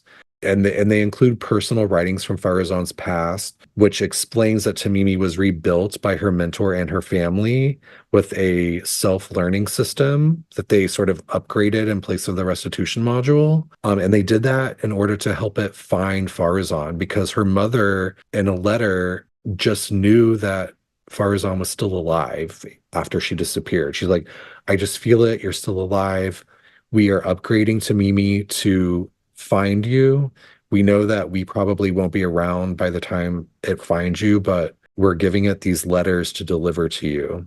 Crying. Yes. I know. Why is Marrow's story so sad? Always heartbreaking. Ugh. And it reads like so she gets the letter from Tamimi from her mother, and then you hear it like while she's reading it, you're hearing it in her mother's voice, which is a nice touch that they did. They actually voiced that letter. And after she reads it, she tells Tamimi like, okay, you delivered it, you finished your final task, you can go back to sleep now. And it deactivates again. And then she explains to us that over the years, as it wandered and was learning because of its self-learning system, that it became the Ruin Wanderer while it was looking for her. She explains that mechanical life forms like Tamimi and Carcata, of course, have their own lifespans, and it likely ended up in these ruins because it ran out of juice, and it just reactivated when it sensed her presence when she showed up, so it could finally deliver the letters and like finish its actual mission. Oh. It's like, that just breaks my heart even more. I know. It's just, yeah, these mechanical life forms, it's so emotional. It's like Carcata giving the gear to the dead guy. He's like, here, you could, I'll fix you. Ah. What is Jet's mechanical life form, Pat? And Ben. Ben. Yeah. So emotional. So we return to Tainari and Kale. And Farazan is like, I want to spend a little time with Tamimi before I leave, so you go on ahead. So we go back to Tainari and Kale. We give them a recap of what happened, out in the desert. And this is where the story branches. So we can either tell them all about Tamimi or we can keep Tamimi a secret. So if we tell them all about Tamimi, Farazan shows up the next day and she gives them the parts from Tamimi to fix Carcata. And they're like, are you sure we're going to like put Tamimi's parts in Carcata? And she's like, yes, but she tells him, don't worry, it's a temporary fix. I will eventually be reviving Tamimi once I have fully deciphered and replicated, the creations of that ancient civilization who made them.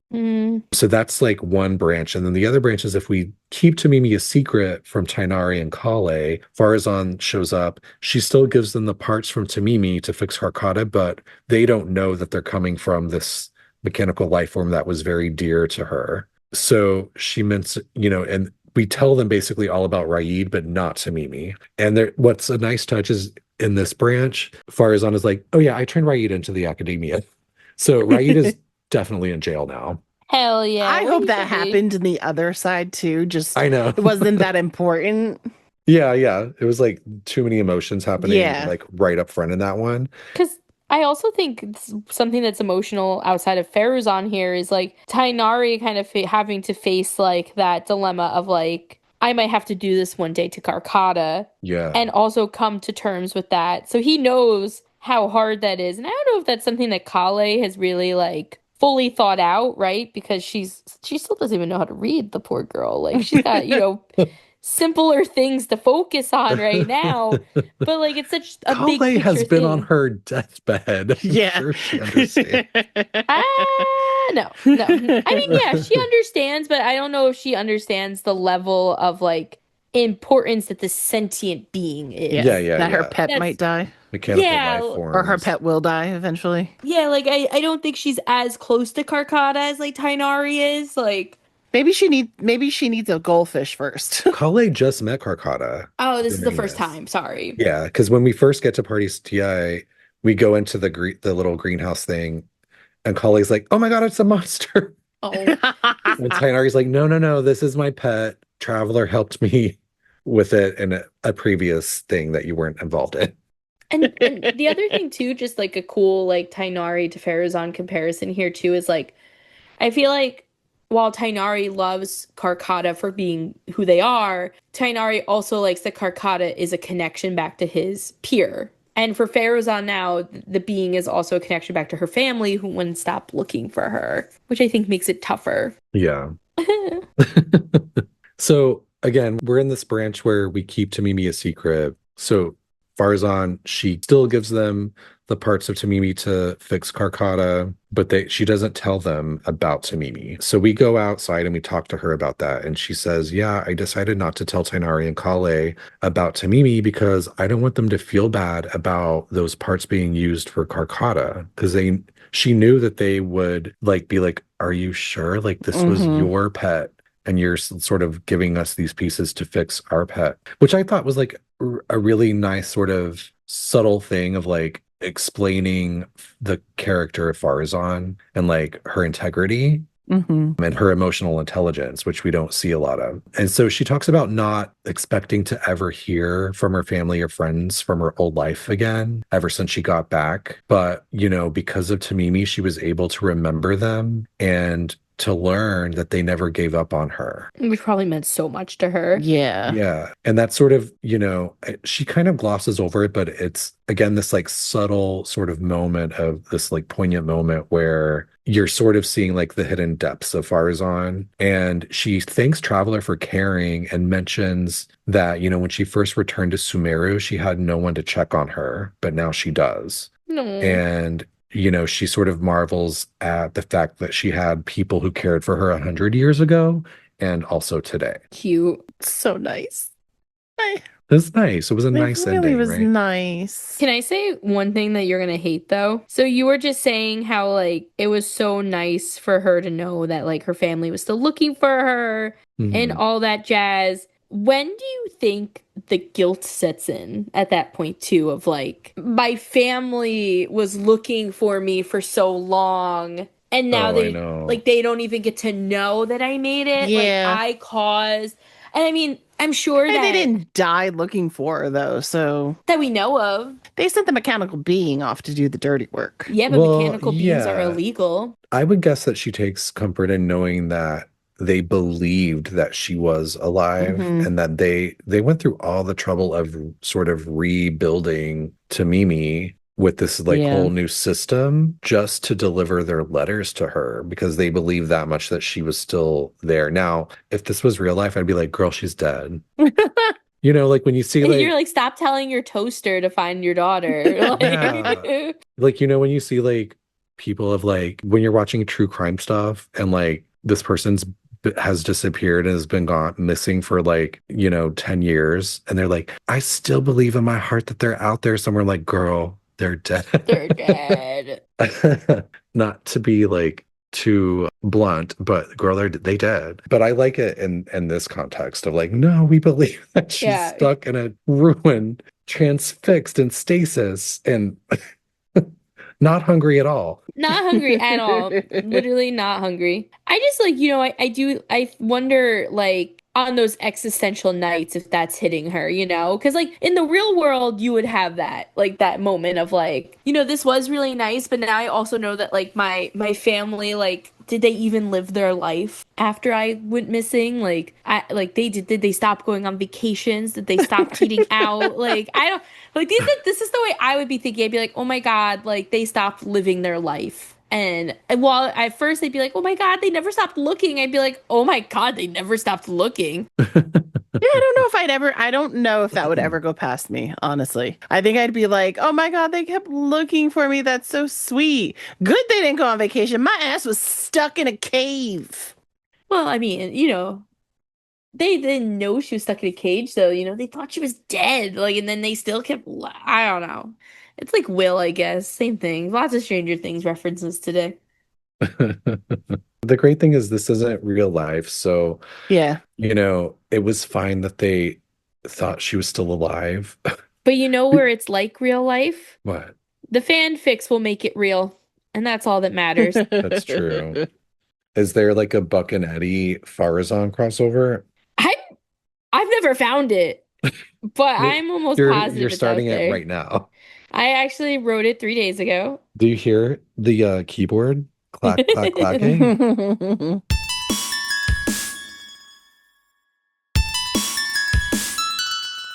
But it's a really beautiful hangout. I feel like the hangouts and the storylines in Sumeru were really good. I agree. When did they stop doing the hangouts? Because didn't they kind of stop?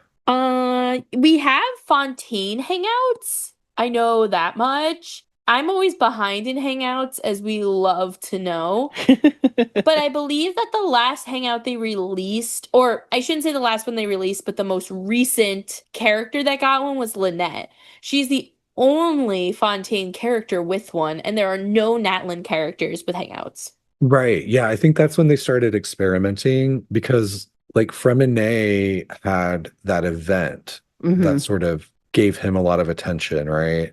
Right. Yeah, and then in Natland we had all of the like the built-in things with the tribes. Yeah, Yeah, and but they're those were doing for that in 5 Not stars. Cartoon. Yeah, those were more like those were stories, not hangouts. Yeah, like we don't have anything really for we don't, yeah, Kachina's the main character, I guess, at first in Natland, but we don't have really a hangout where we find out more about Kachina. And the same could be said about Eon-san. Yeah. Aurorin. I mean, Aurorin too, though, he's a big part of the story, right? So it's like, Mhm. And Neon-san's part of Varessa's, so maybe they like start to tie that in a little bit more. I hate that though. Like I even though I'm chronically behind in them, I find so much joy in the hangouts. Like Kaya didn't get one until Sumeru, despite being a Mondstadt character. So maybe we'll get more.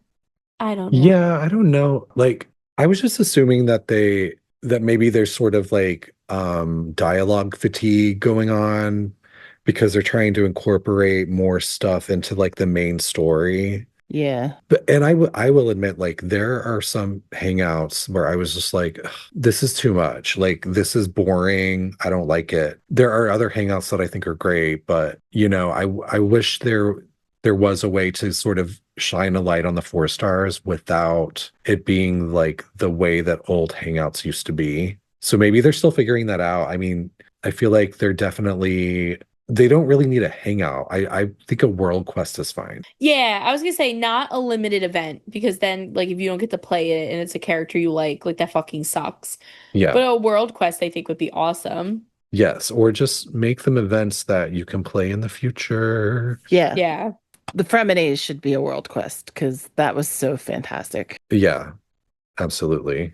Now, we've talked a lot about Farazan with Tainari and Kale specifically because they were involved in her hangout that, Kale didn't get a hangout.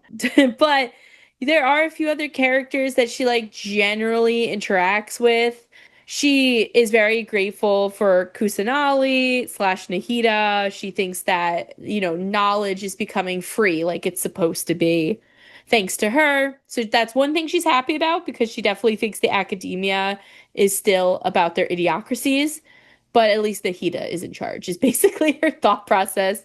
We talked a little bit about her relationship with Sino and as well as Kaveh. Outside of that, she really has a very baby relationship with Layla, where she's like, well, Ratawits are geniuses. So even though she seems to have a double personality, it's probably just a quirk. Because during the day when she sees Layla, Layla won't even look her in the eye, but at night, Layla is like, hey! She thinks that more youngsters should be like Nilu because she's very courteous and remembers Farazan's name and uses madam. And then she thinks that Setho seems to be a good egg. Very grandmother. Yeah, she's like, he's new to the academia. You should convince him to take my classes. And then if you talk to Sethos is like, yeah, I think she recruited me, but I'm not 100% sure. Because he's just a little puppy dog, Sethos, at the end. But that's really it. Like, she does have a more closed off relationship situation going on in Sumeru, which I guess would make sense. She's not necessarily branching out the most. We can assume that she knows Al-Haytham and Hakai, and because of their interactions during the Darshan Championship, where Farazan did compete against Kaveh, Hakai, Tainari, Sino, and Layla. And Al-Haytham and Nilu were the announcers, which is great. But like besides that, she doesn't really seem to hang out with other people. She keeps to herself.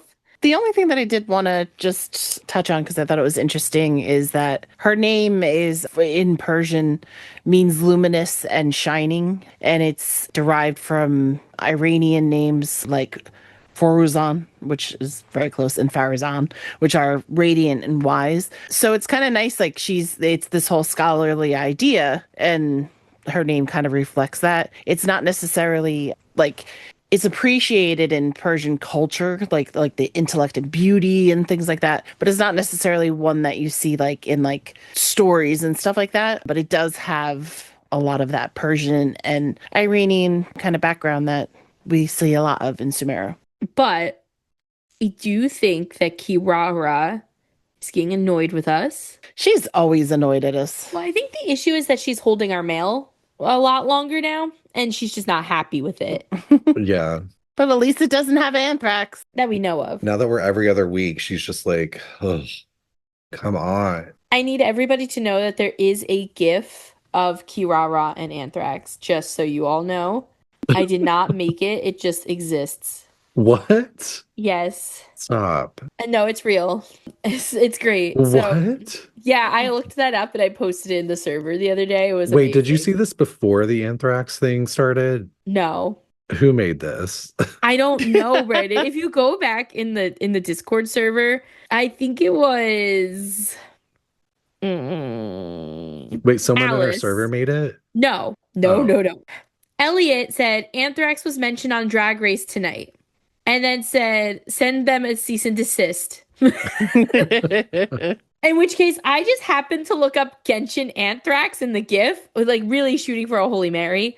And there it was, a Hail Mary. And then there it was. And so I sent it. I went, how dare they? Oh my God. And then Alice goes, I gotta show this to my friend. They work on anthrax. And then Oh yeah, I think I remember that now. And Beefy said, please show them the official Tot Anthrax brochure. It's one of my favorite things ever. I probably just assumed that you made this. No. And so I was like, I want to know their thoughts on everything anthrax. And then I sent them the flyer.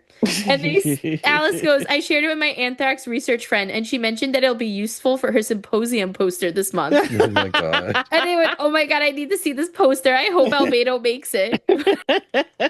And then Lissomiwas said that Giraffe is definitely a candidate to get infected with anthrax. And Alice said Lauma definitely has had anthrax at some point in her life. And then there was another Eminem had an anthrax mentioned in a game show. So for those listening who are wondering what this GIF or GIF, if you're into peanut butter, peanut butter, peanut butter, peanut butter looks like time. It's Kirara sort of like exploding onto the screen and then winking with her name popping up, Kirara, and then At the top, it says your package, and at the bottom, it says is laced with anthrax. And I'll include it on the site too for anybody who wants to see it. This is why Albedo fears. And her two tails are making a heart as she winks at you. Your package is laced with anthrax. Anthrax is my love language. Oh my god. Valentine's Day is coming up. Anyway, we have a few messages from travelers this episode. So our first message comes from Rin, and they said, after listening to the Dainsleif episode, I realized something about Vedder We know that he can see into the future, but what if he can also manipulate the future? You mentioned that when he was the Dark Crystal, he was imprisoned. He was also imprisoned by King Ermin before Dainsleif saved him. What if both instances in time were occurring at once for Vedder So he was enslaved, he was in jail in Conria and stuck in the crystal at the same time. Also, what if the ring that he gifted Dainsleif resets or rewinds Dains's body in time? And that's why he heals and why his anger is likely replenished. Replenished anger is my favorite thing ever. I'm just going to say that a lot. Like, oh, I just need to replenish my anger. Just go back in time and then it's replenished. I kind of imagine Dainsleif anger level kind of like the toilet bowl refilling. I guess more like the toilet tank refilling. Like you're just waiting for it to be all the way back up so that you can flush out the anger again. I feel like if Vetterfjolnir could change the actual future and stuff, he may have stopped his eyes from being plucked out of his face. Because then he would have had that. If he was telling the future and altering it at the same time, he would have known that he was going to lose his eyes. And he could have changed it at that point, which I guess he did know he was going to lose his eyes. He had to have seen that coming. He's just seen it before he lost his eyeball. Oh my God. Oh, Jesus. Oh, he walked right into that. Sino, where are you? Oh, jeez. But yeah, that's what I think about that. Well, I like the idea of it. And then the Vetterfjolnir being the Dark Crystal and being imprisoned at the same time, I don't think would work because of the timeline and the fact that we know there were hilichurls before. I don't know. That one made my brain go squish squish with timey-wimey stuff. Well, Rin, I love this theory so much, and I feel like we're speaking the same language because when I read this, I was like, that's like a theory that I would have.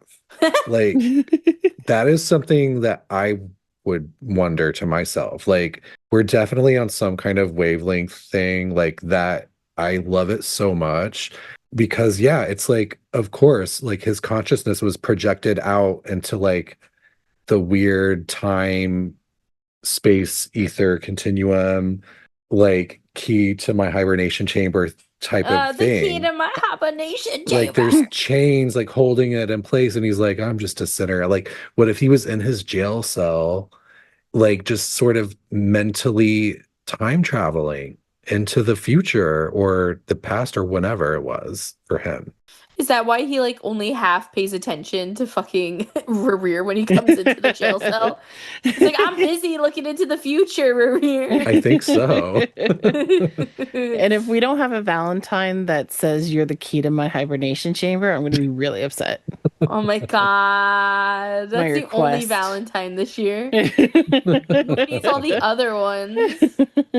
Oh, that's brilliant. I will say for me, I'm a 50-50 on this because I agree with Tiff where the double timeline can be a lot, but we've also seen that happen in the one Archon quest where we meet that woman from Conria who like is from like the village right outside of Conria and she's looking for like the traveler's sibling. And she actually introduces us to the key to the hibernation chamber for the first time.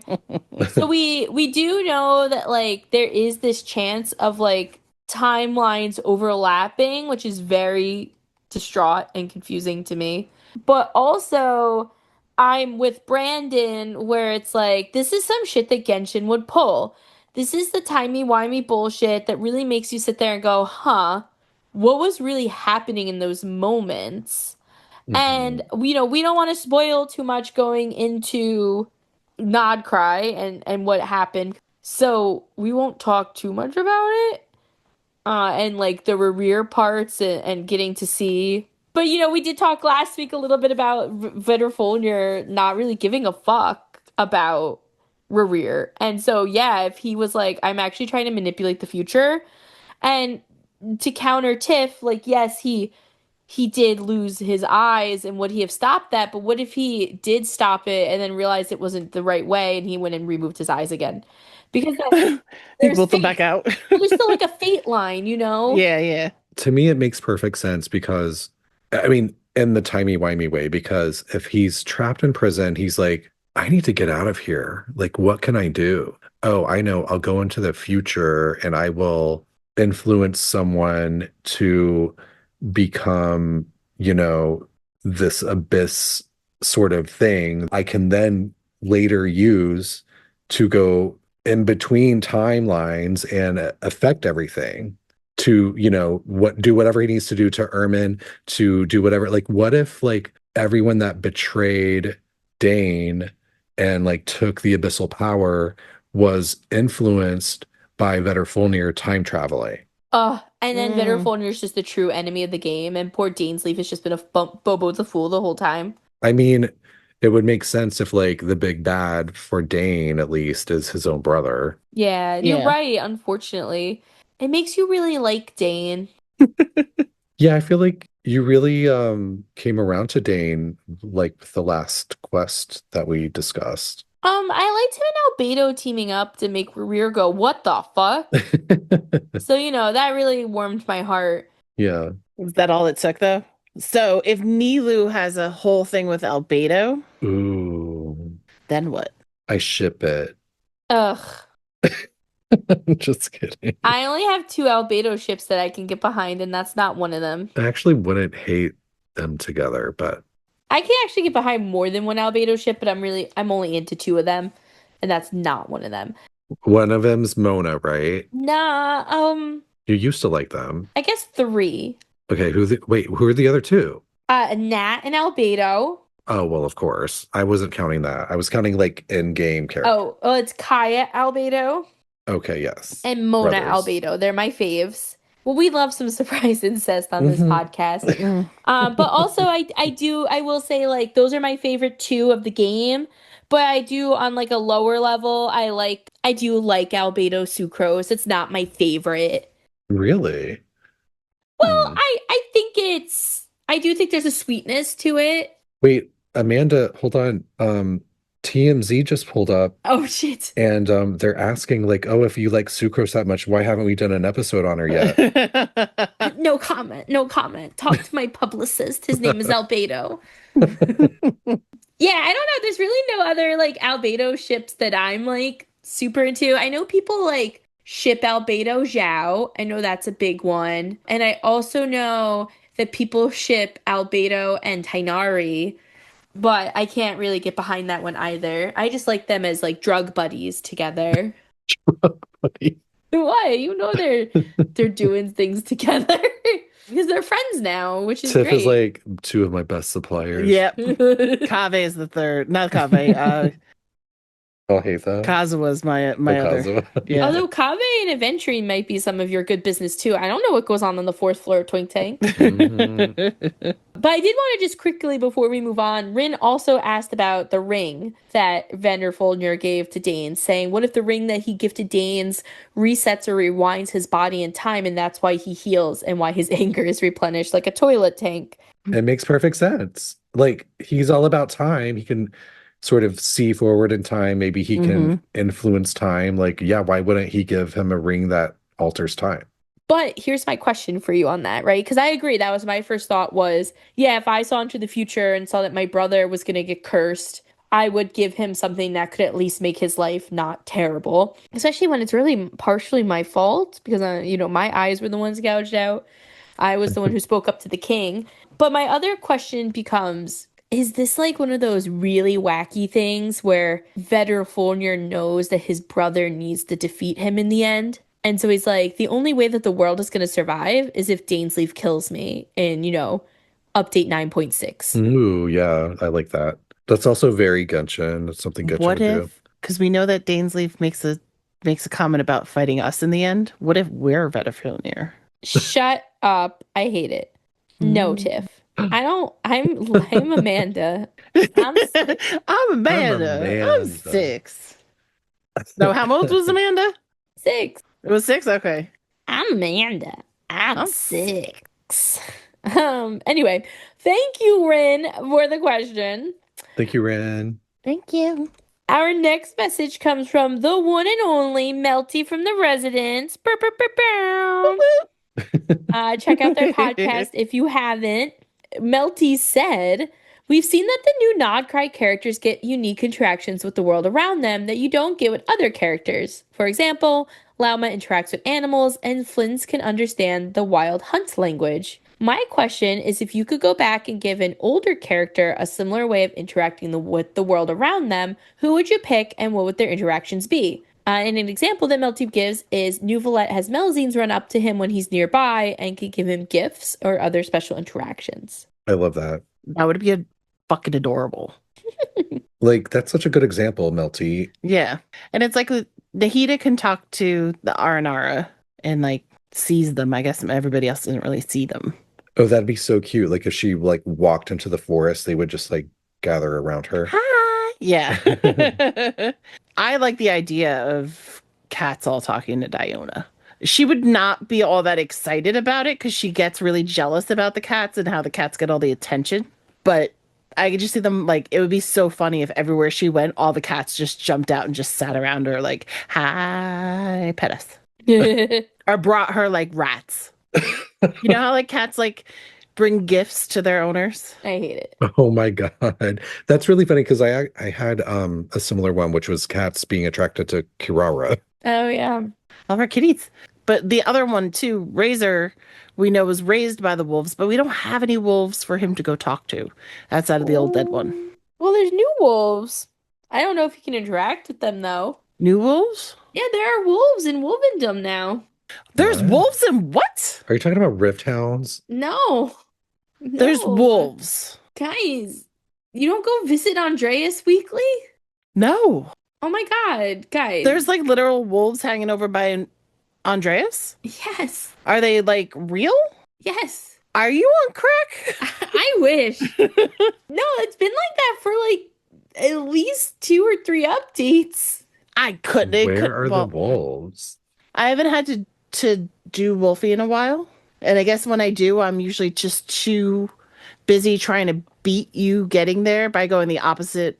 I know there's the opposite Rift waypoint? Hounds over there. No, no.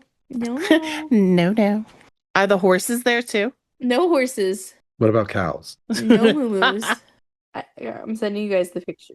What the fuck are these? Where the fuck did these come from? They were in the new recent update. What the? Are you kidding me? Look at them. They're so cute. Like, they're yawning. Like, Where the? What? I feel like What? you're punking us. I put them, you could see where they are on my mini map in the Is this corner. AI? No. Look at it yawn. It's so cute. And they follow you. Like, if I move, they follow me. But even when I'm Kaya. So it's not just Razor, they just follow anyone? Yeah, like I'm Albedo right now and they were following me. Wow. I'm shooketh. Same. Well, if you would like to see images of these wolves without actually going to find them, you can find them on our website.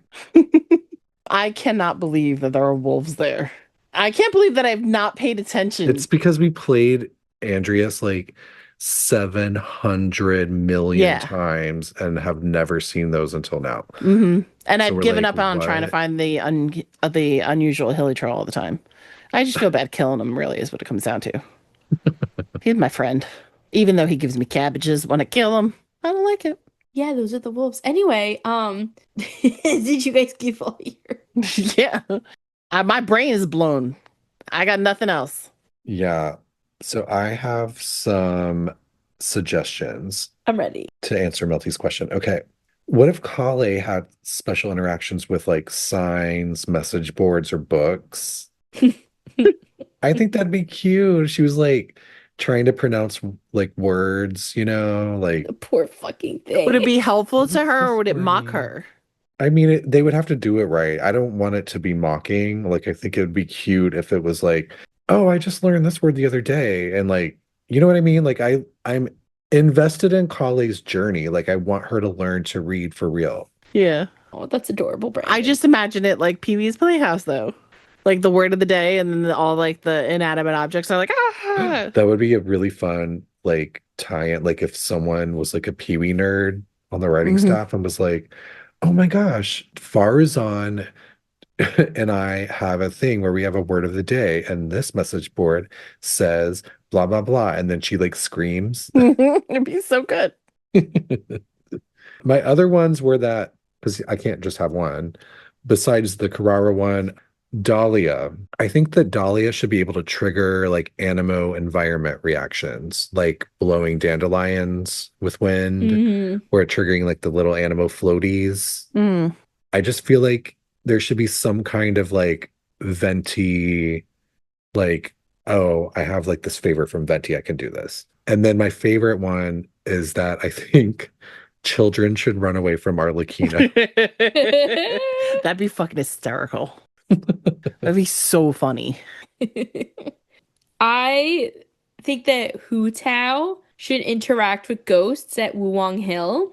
Yes. Or any ghosts, when there are some times where you randomly see ghosts in other places. I think that they should like either kind of start coming closer to her because they're like, "Ooh, please put me to the other side," or they should be like, "Oh, she's gonna knock us to the other side." Like, I also think that whenever Kaya walks by like single ladies, that they should whisper or something, because they always talk about how he's the #1 bachelor in all of Tabat. And I do think in general, if you're walking by someone as a harbinger or as A, so like if you're Arlecchino, Child, A, those are the only playable harbingers, But wait, right? Who am I forgetting? Maybe A's not a the- harbinger. No, I know, but I'm including her in this. Harbingers plus A. Wait, current harbingers? Yeah, I guess Columbina. Yeah, I forgot because she's new. But she's But not well, Wanderer. she's no longer a harbinger, so Right. So, and she's nice. I think that when people see a harbinger, they should be scared. right. Or even just the Fatui in general, actually. Yeah, like Linny, Lynette from NA, they're now known like Fatui members. Like, Mhm. I think that you should be like a little scared seeing them walk down the street. A terrorized people for how many years? Like, unintentionally, but she did. I think like people like that, like, or even like if I see Chevrus, like it would be so funny to see a character like straighten up. Like, ooh, the guard's here. You know, like that'd be cute. Yeah. But those are really only all mine. I really would love the Hu Tao one. I think that'd be so fun. Yeah, I I'm like the surprised you Huta didn't idea. say Shang Yu. Well, Shang Yun's not good at exorcism. Like, I don't think the ghosts would fear him. They were just like, oh, this guy. I would say though, on the mention of Shang Yun, I could say for both him and Tainari, I think it would be fun if there was like maybe in the desert both of them had some sort of reaction, Mhm. Maybe, Tainari's like fanning himself, Shang Yun is like double ice popping it. Or maybe when it starts to rain, Tinyari gets really scared and there's lightning that strikes. My trauma. You know what I think would be like a really nice touch that I think would also, I mean, what do I know? But I would imagine might be kind of easy for them to do is to have like little extra voice lines that they only use when certain characters are in the same party. Yeah, that'd be cute. So like if Shang Yeah. Yun and Xingqiu are in the same party, there's a voice line where like you switch to one of them and they call out to the other one or something. They could do the same Yeah. thing with like, any two characters that are closely associated with each other. So Mhm. Star Rail of you. Or like how A and Yaimiko have the same bird. Mm. Like And that so type does of. Wanderer, doesn't he? It happens in a cutscene. On a cutscene. Yeah, they do that in Star Rail, and I really like March and Don Hong's. Oh, I didn't even know they did that at Star Rail. Well, that's because you don't just put your ships together, Brandon, and your No. teams. No. Unlike me, So yeah, I don't know. I think Adventurine might say something to Ratio too, but I'm not 100% sure. Oh. I'm not sure about Zhao Cho, and Mose, whatever his name is. Wait, what do Don Hung and March say? One of them I think like March is like, "Are you ready to roll?" Or Don Hung is like, "Focus, March." Like, I don't remember Oh, 100% what they okay. say. I know Don Hung definitely says it. So they can already do it. Like, when do we get it for Genshin? Give it to us. Well, Mhm. remember, even though Genshin's getting some good lore drops and stuff, it's still the ugly stepchild of Hoyo. You Sadly. think so? I mean, I guess at this point, Yeah. maybe. I just don't think that they give it as much love as they do all the others in certain areas, right? And you know me, I'm the number one Genshin defender. Like I love this game. Nothing needs to change for me right Mhm. now. Like I'm very content. But also that's because I play all the events on time and stuff like that too. I have a Cinnabar spindle. I'm great. But there are things that these other games have that's kind of like, what the heck? And then Genshin will get them slowly. Like, we just got like the load screens that are different when you're in different areas or things Mhm. like that. We have more like end game content that I know meant a lot to a lot of people. So Mhm. Do you think they're gonna like start incorporating more and better stuff now that they're not supporting PS4 anymore? there was a lot of rumor that that's why the designs are getting better, like the facial Mhm. designs and everything. And like, but I'm not sure. I mean, they also introduced Miliastra, which is like a whole giant update all in itself, but it's also Oh mostly yeah. user generated content, right? Mhm. Besides like the outfits and like the landing zones. So Yeah. I don't really know. Be nice if they showed up to like Comic-Con. Oh yeah, don't get us started on that. Mm-hmm. I was so mad. I Was mean, their so mad. Fontaine setup was so beautiful. Yeah. And I still feel like they only did it because they did the Star Rail side. And honestly, the Star Rail side was also so beautiful. Like, where was that? Mm-hmm. Like, they could get a giant section and cut it into fours, and they could do Zenless, Star Rail, Genshin, and Impact. Or, well, I mean, it would more likely be like one of the two new games. Yeah. Well, yeah, but I was thinking the last year. Because they were selling Star Rail merch, Genshin merch, and Honkai Impact merch. I don't think I saw. There might have been something Zenless, but Was Zenless out the last time on? yeah, in October. But they weren't there. They did have a store. Oh, the store. Yeah, the Yeah. Tavok goods. Was it I might be thinking of Anime NYC though. Yeah. Oh, okay. They had Tavok goods at Anime NYC, not Comic-Con. Mm, Again, though, they didn't, that's all they had. yeah. So, and honestly, it was also weird. Like, there's the Kaniche, like, electronics out now. Like, they have, like, the charger and the portable charger and stuff like that. They were advertising it there and they had it there for show, but you couldn't buy it. Mm, So it had, like, all the prices and everything. But they were like, oh, yeah, like, we're just showing it. I was like, there's no pre-order? There's nothing? yeah. It was a little odd. But whatever. They just know that they have it, that New York City is an issue for them. They ain't making it any better. They took away the concert this year. They didn't go to Comic-Con. I feel slighted. And no museum. I don't know if you guys remember, but when Fontaine came out, I went to the museum that they released, and it Mhm. was beautiful. I had so much fun. It was free to get in. I spent a ton of money anyway. Like, I had a lot of fun there. I Yeah. wish they would bring some, and I feel like we're lucky because things should be happening in New York. Yeah. Like, we're very lucky to be close to that hub. But I feel like they've been a little ignoring of New York lately. Mhm. So hopefully things change. But anyway, Melty, thank you for the question. Yes, thank you, Melty. Thanks, Melty. Great question. I'm so glad we were able to introduce the world to wolves now in Wolvendale. Yeah. Oh my God. Yeah, please let us know if you knew that there were wolves. If it was just me and B who had no idea. But that's all the time we do have for today, travelers. Once again, you can email my publicist, Albedo, at talestovappod@gmail.com to let us know what you thought of this week's episode and what topics you'd like to see in the future. Additionally, you can tell Albedo what the fuck you hated. It's okay, just don't include anthrax. Think about Albedo. Think about Kirara. You don't want to do that to them. Or do you? No. Travelers can also feel free to follow us on Instagram, Tales to Tafop Pod, or on Twitter, Tales of Tavat. We're also on Threads, Blue Sky, and YouTube under the same names. You can also check out our Ko-fi, where you can buy us a cup of coffee, check out our merch shop, or send in a donation. All proceeds go to funding the podcast, whether that means funding all-night benders like Farazan does in the academia so we can get our research right, or making sure that we're able to pay for our web hosting and editing softwares to make sure that the podcast is as top tier as 3 travelers can make it. Next time, we're going to be returning to Nod Cry, where we're going to be talking about Acts 5 and 6 in the Nod Cry Archon line. So grab your Yahodas, your Laumas, and put all your anger in your bosoms for our next episode.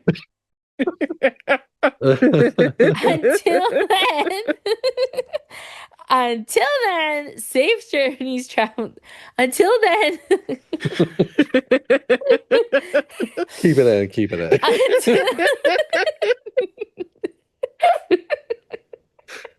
Until then, travelers, safe journeys. We'll see you next time. Bye. The good thing about being reincarnated as a hilly troll is that I only need to eat Sensetias to become stronger. Nerds. Do you think a Senseiya tastes like an orange?